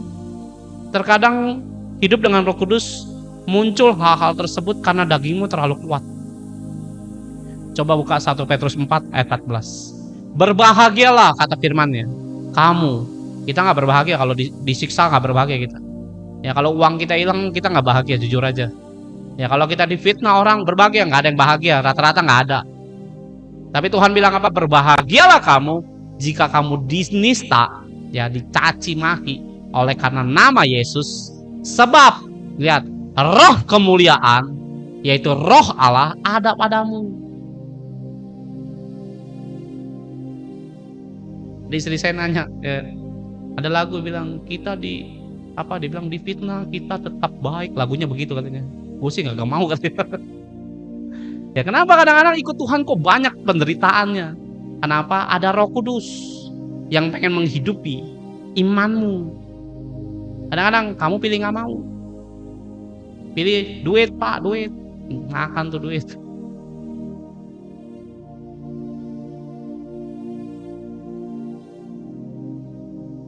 Saya berdoa saudara harus tahu. Roh Kudus bagaimana pak dihidupi? Saudara harus belajar nyembah sendiri. Nyembah sendiri. Ya Kisah Para Rasul 2 ayatnya yang kedua. Ini pernah saya khotbahin nih sebenarnya. Tapi Tuhan suruh buka ayat ini supaya anak-anakku belajar. Ya Tuhan, ikutin aja Roh Kudus semuanya bagaimana. Ya Kisah Para Rasul 2 ayat yang kedua. Tiba-tiba turunlah dari langit. Ya ayat pertama dulu lah. Ketika hari tiba Pantekosta, semua orang percaya berkumpul di satu tempat. Ya, jadi orang percaya kumpulnya sama orang percaya. Ya kalau kumpul sama orang gak percaya jangan, hati-hati itu ngerusak imanmu. Pas saya kumpulnya sama orang gosip, walaupun dia orang percaya, tinggalin saudara. Orang percaya itu gak suka gosip. Ya orang percaya itu gak suka gosip. Ya. Berkumpul di satu tempat, tiba-tiba turunlah dari langit suatu bunyi seperti tiupan angin keras yang memenuhi seluruh rumah di mana mereka duduk, dan tampaklah kepada mereka lidah-lidah seperti api yang bertebaran dan hinggap pada mereka masing-masing. Maka penuhlah mereka dengan Roh Kudus. Lalu mereka mulai berkata-kata dalam bahasa-bahasa lain. Ingat, baptisan Roh Kudusnya turun, baptisan apinya turun. Ya, seperti yang diberikan oleh Roh itu kepada mereka untuk mengatakannya. Jadi yang orang berbahasa roh, siapa yang ngomong? Ini Roh ini. Baca ayat yang benar. Banyak orang tuh harusnya bahasa rohnya bahasa Inggris. Geblek, soalnya orang pendeta ngomong kayak gitu geblek menurut saya. Tapi di firmannya Pak, ini kan ada bahasa begini. Kalau saya bilang kalau saya lagi berbahasa Inggris, masa saya bilang saya bahasa roh? Dengar baik saudara. Roh ini waktu para rasul gak ada yang tangan, ngapain? Nyembah. Roh Kudus nyambut turun. Seringkali dalam setiap kita nyembah ini hidup langsung. Makanya dibilang kan, Roh Tuhan bertatah di atas pujian. Sembah Dia saudara. Sembah Dia. Itu akan merubah hidup saudara. Itu akan bangkitin iman saudara. Kadang-kadang saudara nggak mau karena kesibukan. Hati-hati saudara. Setan tuh licik. Dia nggak pernah nyari hatimu yang dingin. Kalau hatimu panas, itu jadi incaran iblis. Nggak ada orang kalau minuman pakai es dia ditiupin biar dingin, padahal udah pakai es batu. Gitu ya. Ini contoh nih ya. Gelas sama es batu. Taruh es batu udah dingin nih. Ditiupin. Ngapain ditiupin? Biar dingin. Kan nggak ada otak loh gitu. Tapi kalau kopi panas. Ditiup kan? Biar apa? Biar dingin. Dengerin saudara. Kalau hatimu lagi panas sama Tuhan, api Roh Kudus turun, panas badan kita, cirinya panas. Saya berkali-kali bosan, saya bukannya mau ngomong sombong. Saya kalau nyembah badan saya itu panas kan. Kepala saya itu kayak ada kobaran api. Serius, saya nggak bercanda. Saya kalau nyembah itu di sini tuh bor kayak obor kepala saya. Sini saya langsung panas. Mau dingin kayak apapun tetap panas. AC-nya tuh dingin. Yang lain udah pada menggigil, udah pakai jaket tebal-tebal, kaos kaki. Saya panas. Istri saya panas. Tanyain, mereka udah pakai kayak gini. Saya di depan tetap nyembah. Panas kalau badan saya. Kadang-kadang sampai keringetan.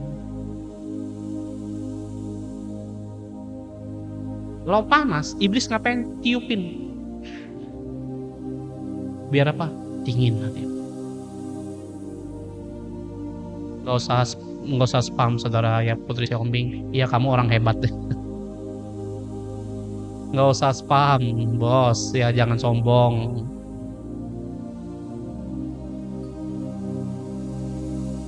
Ya, ini orang Kristen gitu tuh ya, bisa dikit langsung. Oh, ini gua bisa.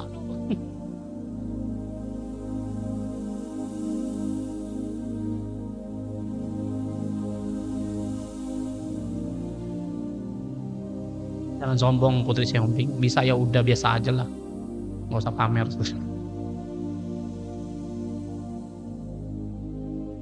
Ya kalau bisa dikit orang Kristen gitu, wah saya mimpi ketemu Yesus. Terus kalau udah mimpi ketemu Yesus ngapain? Ya seneng sih Pak. Ujungnya apa? Pamer uang. Ntar disuruh nginjil nggak berani, cuman pengalamannya aja digedein doang. Ya. Saya berdoa tuh bukan kayak gitu kita jadi orang Kristen. Ya tunjukin aliran air hidupmu bagi orang tuh yang nggak punya air. Kita punya berkat, tolong. Kita diminta Tuhan nginjilin orang miskin, ya datang saudara, keluar duit biasanya. Keluar. Lagi kalau nginjil ke tempat sampah, keluar duit tuh pasti.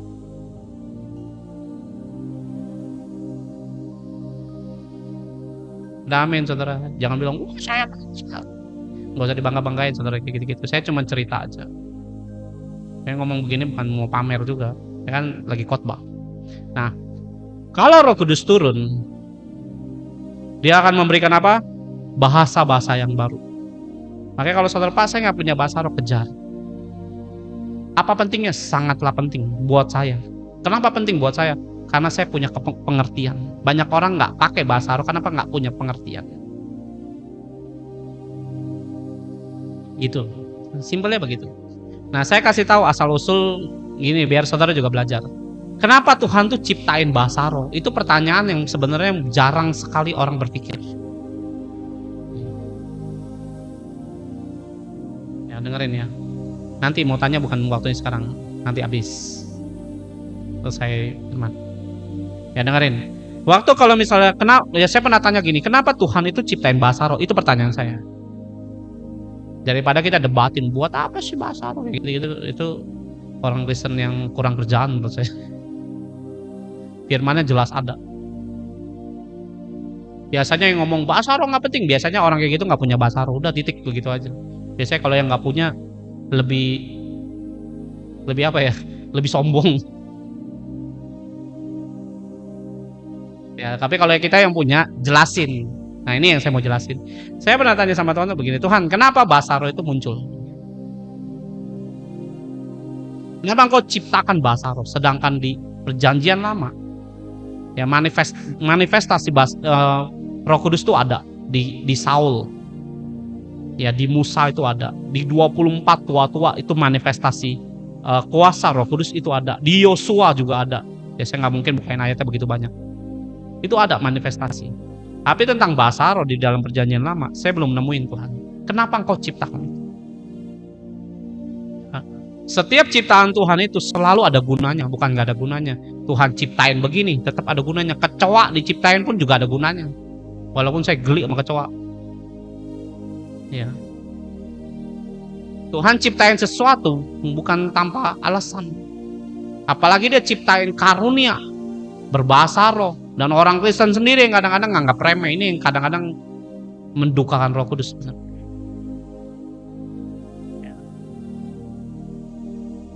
Itu materai, bukan materai. Nah ini kita belajar. Nah bahasa roh itu diciptakan karena gini. Ini kan kalau saudara baca ayat di dalam 1 Korintus pasal 14, Roh Kudus ini atau roh bahasa atau roh kita ini bisa ngadu doa. Jadi kalau kita berbahasa roh, ya satu ini saya ngomongin banyak fungsi sebenarnya. Bukan hanya satu, tapi saya ngomongin cuma 1 atau 2 aja. Kalau ngomongin berapa banyak fungsi daripada bahasa roh, oh banyak. Bisa nyembah, bisa curhat. Nah, ini saya ngomongin yang curhatnya aja, karena di dalam 1 Korintus pasal 14 itu curhat. Ya jadi kalau roh kita ini berdoa, yaitu apa? Bahasa roh itu muncul. Dagingmu jauh lebih lega daripada verbal. Itu yang pernah saya alami. Kita doa nih, ya Tuhan, hatiku lagi sedih misalnya gitu, bla bla bla bla, uangku dicuri Tuhan, bla bla bla bla. Selesai amin, oh hatiku lega. Waktu bahasa roh muncul, bahasa roh itu nggak selalu doa loh, nggak selalu. Ya tapi ada satu momen yang dimana dilihat oleh Roh Kudus bahwa hatimu udah nggak tahan lagi. Ya kamu muncul bahasa roh, ini kayak ada sesuatu tuh yang keluar saudara. Itu jauh lebih lega ketimbang doa verbal. Serius. Jauh lebih kayak bebanmu tuh hilang benar-benar. Itulah kenapa banyak orang waktu dijamah Tuhan tiba-tiba kok damai.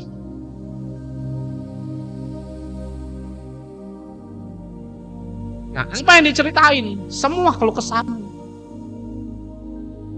Saya 2 tahun yang lalu pernah lagi doa, tiba-tiba tuh nggak terkendali saudara.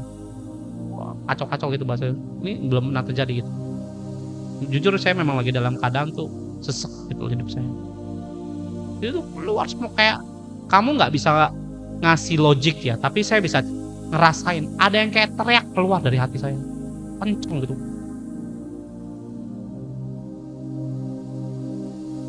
Selesai doa 3 jam, oh enak ya hati saya. Nah kalau udah begitu enak, jangan lihat ke belakang.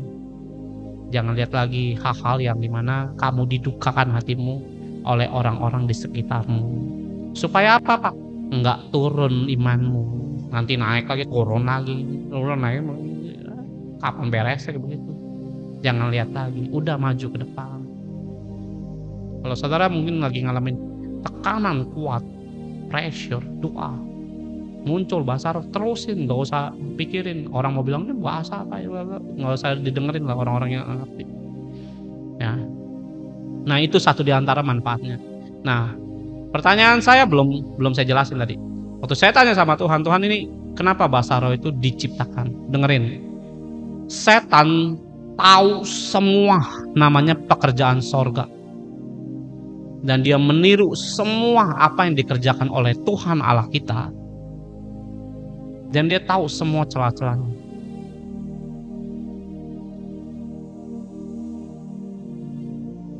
Karena Lucifer sendiri dalam kitab Yesaya, dia dari sorga turun ke bumi juga. Dia bukan turun, dilempar terus ke bumi. Dengar baik saudara orang Kristen, hiduplah dengan roh Tuhan. Di bumi ini tempat buangan sebenarnya. Banyak orang pengen hidup lama-lama di bumi ini, tempat buangan bumi ini. Ya Adam Hawa jatuh dibuang ke bumi juga. Ya Lucifer jatuh buang ke bumi. Ini bumi ini tong sampah sebenarnya. Ya tempat asal kita tuh atas. Hidup di bumi itu tengah-tengah. Ya antara kekekalan tuh ada bawah, ada atas. Bawah neraka, atas sorga. Nah, terserah saudara mau pilih yang mana. Nanti yang menentukan adalah cara hidupmu, bukan mulutmu. Oh saya maunya sorga Pak. Enggak, cara hidupmu nanti yang menentukan kamu naik apa turun. Nah bahasa roh akhirnya diciptakan Tuhan supaya apa? Tidak dicuri doamu oleh iblis. Apa yang kamu curahkan kepada Allah tidaklah diambil. Loh kenapa? Karena iblis pencuri, yang mematikan orang dan pembinasa. Yohanes 10 ayat 10, Amsal 6 ayat 30, dia pencuri. Ngapain? Nyuri semua berkat anak-anak Tuhan. Anak-anak Tuhan berkatnya bisa dicuri. Nonton film War Room, film itu. Bagaimana iblis mencuri berkat anak-anak Tuhan. Film itu bagus. Nonton aja. Lihat bagaimana iblis bekerja. Di situ tuh dikasih tahu sebenarnya.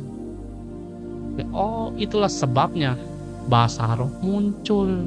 Kalau kita punya bahasa Indonesia, bahasa Inggris, bahasa Malaysia, bahasa Jawa, bahasa Sunda, semua pasti ada gunanya. Jangan dibilang bahasa roh nggak ada gunanya. Semua bahasa pasti ada gunanya. Apalagi Allah sendiri yang ciptain. Jelas berguna. Masalahnya knowledge kita nggak ada. Kebenarannya nggak hidup. Nah, makanya kita perlu gali dan cari kebenaran itu. Bagaimana mengetahui itu semua? Ya, Yakobus bilang, kalau kamu kekurangan hikmat, mintalah, kata firman Tuhan. Ya, Yakobus 1. Mintalah, kata firman Tuhan. Nah, saya kekurangan hikmat. Tuhan, aku minta. Tanya engkau. Ini kenapa engkau ciptain dia? Amin. Ya, suatu hari saya pernah lagi mau khotbah tentang Abraham. Saya mau lagi khotbah tentang Abraham. Kalau Abraham khotbah pasti ngomongin iman. Suatu hari saya mau ngomongin tentang iman di dalam Kejadian 12. Dalam Kejadian 12 itu ada bicara Tuhan membawa Abraham keluar lihat bintang. Nah, saya mau khotbah itu, sebelum khotbah saya mandi. Saya mandi, naik ke atas, jemur handuk saya. Saya lihat di balkon saya ada bintang begitu banyak. Apakah kebetulan? Nggak tahu, rasanya bukan kebetulan. Mau khotbah tentang Abraham, ngomongin bintang, lihat bintang saya. Waktu saya lihat bintang begitu, pertanyaan saya muncul, Tuhan, kenapa engkau kasih lihat bintang kepada Abraham?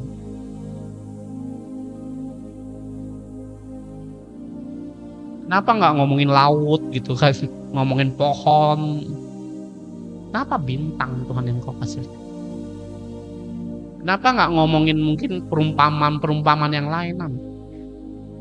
Ya, selain pasir ya, dan bintang di atas langit. Waktu saya lihat begitu, di sini ngomong dengan jelas. Karena bintang bisa kamu lihat tapi tidak bisa kamu raih. Mujizat Tuhan bisa kamu dengar, bisa kamu lihat. Orang ini sembuh, kamu lihat, oh mujizatnya karena Tuhan nih. Saya sembuh dari penyakit. Bisa kamu raih? Nggak bisa.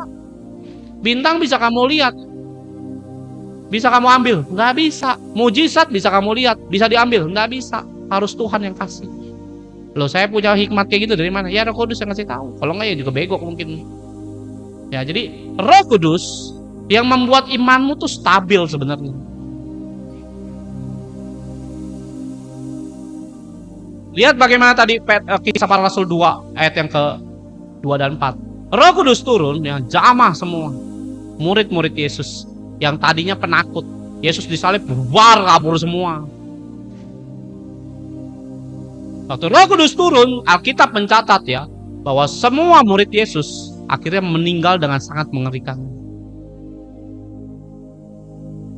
Tadinya takut, gak punya iman, gak punya keberanian. Herannya waktu Roh Kudus turun, mereka mau dianiaya, dipenjara, mau diapain, berani. Kenapa? Roh ini yang membuat orang Kristen berani. Roh ini yang membuat orang Kristen punya iman, nggak takut.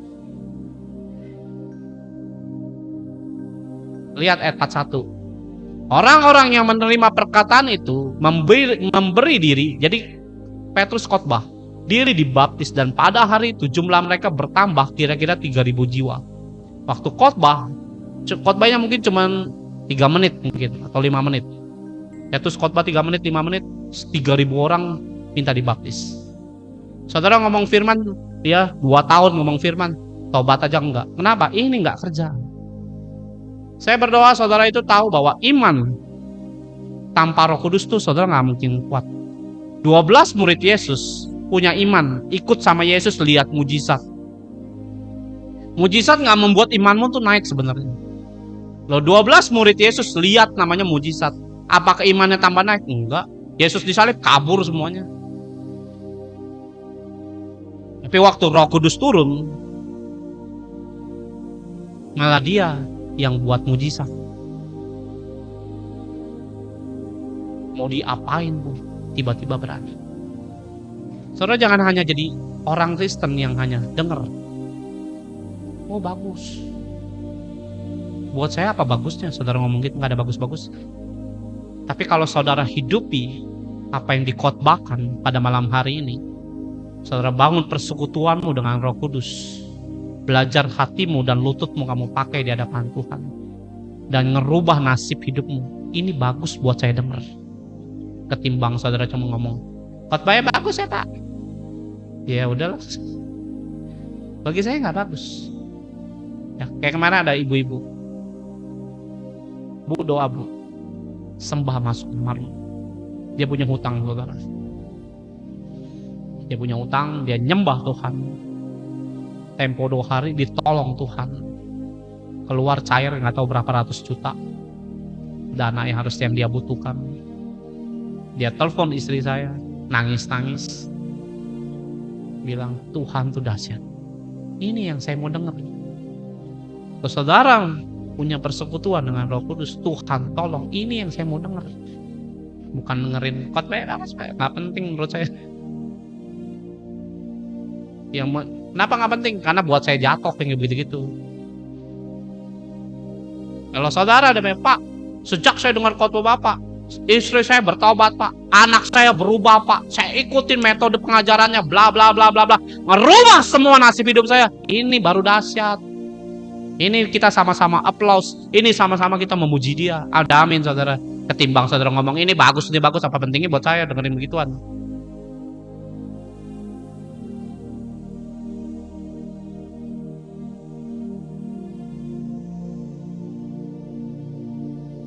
Jadi dia bukan hanya ngomongin tentang kasih saudara. Pak, yang penting kan Yesus kasih. Salah saudara.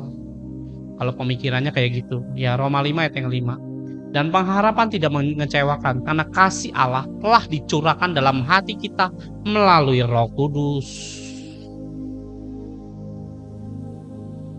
Bukan hanya Yesus doang yang mati di kayu salib, tapi kasih Allah terhadap hidup kita. Selain pengorbanan Yesus di kayu salib, Roh Kudus dicurahkan. Tandanya apa Pak? Kasih Tuhan tidak meninggalkan hidup kita sampai nanti dia datang yang kedua kali di awan-awan jemput orang Kristen. Selesai kasih Allah di sana. Kasih Allah ada batasnya Pak? Ada batasnya di muka bumi ini. Kasih Allah memang kekal, tapi untuk pemberian atau kita menerima kasih Allah itu sendiri selama di muka bumi ada waktunya nanti. Selesai, plus habis sudah. Yang ditinggal, yang kena nanti antikris ya antikris, yang nanti ngikut setan ya ikut setan. Selesai. Ayatnya di mana? Ya Matius 25 ayat 10. Pintu anugerah Tuhan close dia. Saudara jangan berpikir bahwa ini nggak penting, sangatlah penting membuat imanmu nanti naik. Roh Kudus memberi saudara itu pertama adalah pembaharuan. Apa yang dibaharui? Hatimu. Yang dahulu hidup dalam dosa, saudara tinggalkan. Nah, Roh Kudus akan berdiam dan tinggal dalam hati manusia. Ngapain Pak? Ngajarin kebenaran firman Tuhan. Kalau kamu nggak mau, dia kabur. Pergilah, bukan kabur. Ini yang bahaya. Celakalah hidupmu tanpa Roh Kudus. Ya, dia akan belajar namanya memberikan sebuah pesan atau nasihat buat saudara untuk namanya ya tanda kutip mengendalikan bagaimana hidupmu dalam kebenaran firman Tuhan. Mengendalikan di sini bukan ngontrol kayak kita naik mobil ya. Mau kanan enggak kayak gitu. Dia cuma nasehatin. Dan saudara akan muncul namanya aliran air hidup, yaitu ngapain? Sharing firman kehidupan. Ini sudah terjadi dalam hidup saya. Saya berharap itu terjadi dalam hidup saudara. Dan saya berdoa saudara itu bisa jadi hidup orang Kristen yang punya aliran air bersih, bukan air kotor, air jorok, air comberan. Aliran air yang daripada Tuhan. Ya. Ada amin saudara. Ini peran Roh Kudus. Pak, saya pengen jadi berkat, harus punya roh ini dulu. Nggak mungkin kita mau jadi berkat tanpa Roh Kudus, nggak mungkin. Saya juga orang pelit kok dulunya. Saya kalau nyimpen duit mah, jangan mimpi keluar dari tangan saya. Nggak akan keluar duit. Loh, terus kenapa sekarang bisa berubah? Ya ini Roh Kudus. Siapa yang mau memberi? Nggak ada yang mau. Kita ini manusia pelit semua. Ini bagaimana kita bisa punya sifat pengen tolong orang, punya belas kasihan. Kasihan nih orang kayak gini ya, kita tolongin lah. Ya kenapa? Dari Roh Kudus. Tidak, amin, saudara. Ya. Petrus mancing seharian, ya. Nggak dapat ikan, saudara. Yesus disalib, bangkit, ketemu di Galilea. Habis ketemu, murid-muridnya ngapain? Kembali lagi ke hidup yang lama. Kenapa? Nggak ada Roh Kudus. Dulu ikut Yesus penginjilan kemana-mana. Ketemu Yesus, balik lagi hidupnya, mancing.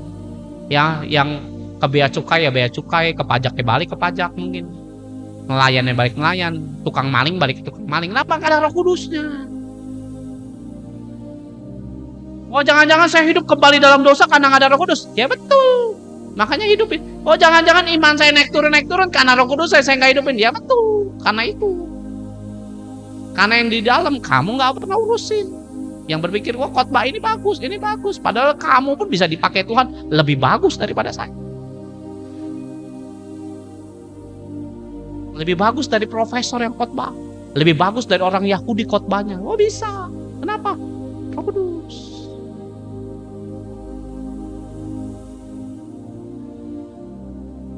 Ini tadi saya udah kasih tahu ya. Kisah Para Rasul 2 ayat 2 sampai 4. Ya, siapa? Ofelia Abraham ya. Baca tadi saya udah kasih tahu firman-nya. Kisah Para Rasul 2 ayat 2. Amin, saudara. Kenapa Petrus balik lagi mancing? Ya karena Roh Kudus belum dicorahkan, firman-nya bilang. Muncul Yesus di danau. Ini ngelek internetnya lelo ya. Muncul Yesus ya di danau mancing. Yesus bilang, tebarkan jalamu sebelah kanan ya kalau nggak salah ya. Sebelah kanan ya. Sebelah kanan. Ya kalau saya salah diralat ya. Sebelah kanan ditebar, saudara. Siapa? Roh Tuhan. Ngomong sama Petrus, tebar. Ngangkut. Ya, kaya raya dia mungkin ya. 153 ekor. Diangkat masuk dalam perahu. Petrus bilang, itu Yesus. Lompat nyebur. Dengerin orang Kristen. Dengerin. Ini penting menurut saya kalau saudara sebagai orang yang punya pekerjaan. Kalau saudara punya pekerjaan, saudara punya bisnis, sepi kayak Petrus tangkap ikan gak ada apa-apa. Tapi waktu Yesus bilang, lemparkan jalamu ke sebelah kanan. Ya bukan Thomas dilempar ke sungai, saudara, bukan. Ya, yang dilempar tuh jaring-jaringnya, saudara.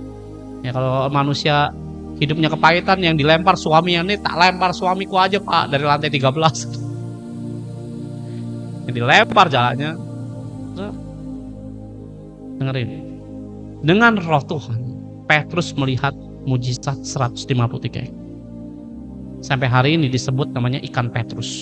Kalau saudara ke Israel. Pernah ke Israel Pak? Ke sini belum pernah. Saya diceritain teman-teman saya. Ada namanya ikan Petrus. Gede. Nah, 153 ekor. Maksudnya Tuhan, hidup dengan Roh Kudus. Tokomu yang sepi, usahamu yang sepi, ya bisnismu yang mandek mati bangkrut, dengan Roh Tuhan bisa diberkati. Gimana Pak caranya? Hidupin dulu. Jangan kalau dengar duit ya, wah gatal telinga. Hutangmu bisa ditolong Tuhan. Hidupmu bisa namanya mengalami pembalikan keadaan. Ini hidup. Ada amin, saudara. Kadang saudara udah kerja mati. Thank you Tuhan. Kadang saudara udah berkorban loyalitas. Kok gak ada hasilnya? Saya udah 10 tahun kerja, kok cuma gali lubang tutup lubang, cuma cukup buat hidup, cuma cukup buat istri anak satu mungkin. Apakah ini disuruh ngucap syukur? Di dalam Tuhan bisa ada kelimpahan kok sebenarnya. 1 Yohanes 1 ayat 2. Di dalam Tuhan ada kelimpahan. Di dalam Tuhan tuh ada. Saya pernah hidup miskin. Saya berpikir waktu ikut Yesus, udahlah miskin gak apa-apa. Dikotbain. Di dalam Tuhan kamu jangan berpikir itu hidup miskin. Loh, kok hati saya ngomong begitu, dikotbain begitu? Kan Tuhan jawab tuh. Karena dengan berkatku kamu bisa berkati banyak orang. Diceritain bla bla bla. Oh, jadi boleh saya minta berkat. Minta Tuhan. Minta ya Allah. Aku minta motor. Aku minta usaha. Aku minta ini, diberkati semuanya. Diberkati. Modalnya apa, Pak? Lutut. Nggak pakai otak, pakai lutut sih. Sama istri saya berlutut. Tuhan, diberkati dong. Tuhan kita dahsyat. Amin, saudara. Saudara diberkati dengan firman-Nya pada malam hari ini. Ya, tutup Alkitabmu, kita berdoa. Ya, sebelum saudara berdoa, ya saudara yang rindu untuk bisa memberikan persembahan, saudara bisa lihat di layar saudara. Pak, saya rindu bisa memberkati pekerjaan Tuhan. Saudara bisa lihat di nomor tersebut. Yuk kita berdoa. Tuhan, terima kasih Roh Kudus. Kami berdoa Bapa malam hari ini. Alirkan aliran air sungai-Mu. Baptis kami Bapa dengan kuasa-Mu Tuhan. Biarlah Bapa baptis dengan Roh Kudus dan dengan api-Mu Tuhan. Kiara patakara nama syukurona matakara. Mari saudara bisa buka kedua tanganmu dan terimalah berkat Tuhan. Mana tahu saudara dicurahkan karena kuasa Tuhan tidak terbatas. Tidak membatasi semua namanya ruang dan waktu karena Dia adalah Allah omnipresent. Mari Tuhan, bekerjalah pada malam hari ini bagi anak-anak-Mu. Curahkan Roh-Mu ya Tuhan. Yang najis semua usir keluar Bapa. Biarlah Bapa semua ditahirkan, kuduskan malam hari ini. Yang lemah imannya bangkitkan kembali. Mari Roh Kudus, Engkau Allah yang kami khotbahkan pada malam hari ini. Aku menceritakan tentang pribadi-Mu, yaitu Roh Kudus. Mari Roh Kudus, jamah anak-anak-Mu saat ini. Jamah Bapa, kasih mula-mula munculkan dengan ajaib Tuhan. Dan biarlah kerinduan, yes Tuhan, kerinduan tuh, biarlah kerinduan-Mu terhadap Tuhan bangkitlah malam hari ini di dalam nama Yesus. Dan biarlah ya Tuhan, segala hati yang putus asa atas masalah Tuhan, aku patahkan juga malam hari ini ya Tuhan. Munculkan Bapa pengharapan yang baru Tuhan, karena di dalam Roh-Mu, firman-Mu berkata ada pengharapan di dalam Engkau ya Roh Kudus. Tiada yang mustahil bagi Engkau, seperti Markus 9 ayat 23 ya Tuhan. Mari Tuhan, bukakan Bapa jalan-jalan-Mu, ranama syike harapatakara nama sukurotoko rapatakara. Terimalah dan terimalah urapan Tuhan, kuasa Tuhan, dan biarlah Bapa jamah sampai Bapa kehidupan anak-anak dan keluarga besarnya Tuhan, dalam nama Yesus. Mari Tuhan, kami percaya Bapa akan kuasa-Mu, karena di saat Roh Kudus kerja ya Tuhan, iblis dikalahkan, kuasa Tuhan terang muncul, kegelapan dihancurkan. Dan biar di saat Tuhan datang Bapa, kami tahu Bapa iman kami naik dan bukan turun. Terima kasih ya Tuhan. Thank you Tuhan ya, thank you Tuhan. Biarlah mimpi-mimpi-Mu jadi nyata. Biarlah mimpi itu bicara harapan ya. Thank you Tuhan. Biarlah jadi nyata ya, pengharapan-Mu soal pertobatan, soal keuangan, soal sakit penyakit, biarlah itu jadi nyata dalam hidup-Mu. Terima kasih ya Tuhan. Biarlah firman-Mu Tuhan merobohkan semua kesombongan kami, membongkar semua Bapa ketidakbenaran ya Tuhan, karena kami tahu kebenaran-Mu berdiri tegak dalam kehidupan kami. Di dalam nama Yesus semua yang percaya katakan amin, amin dan amin. Tuhan Yesus memberkati.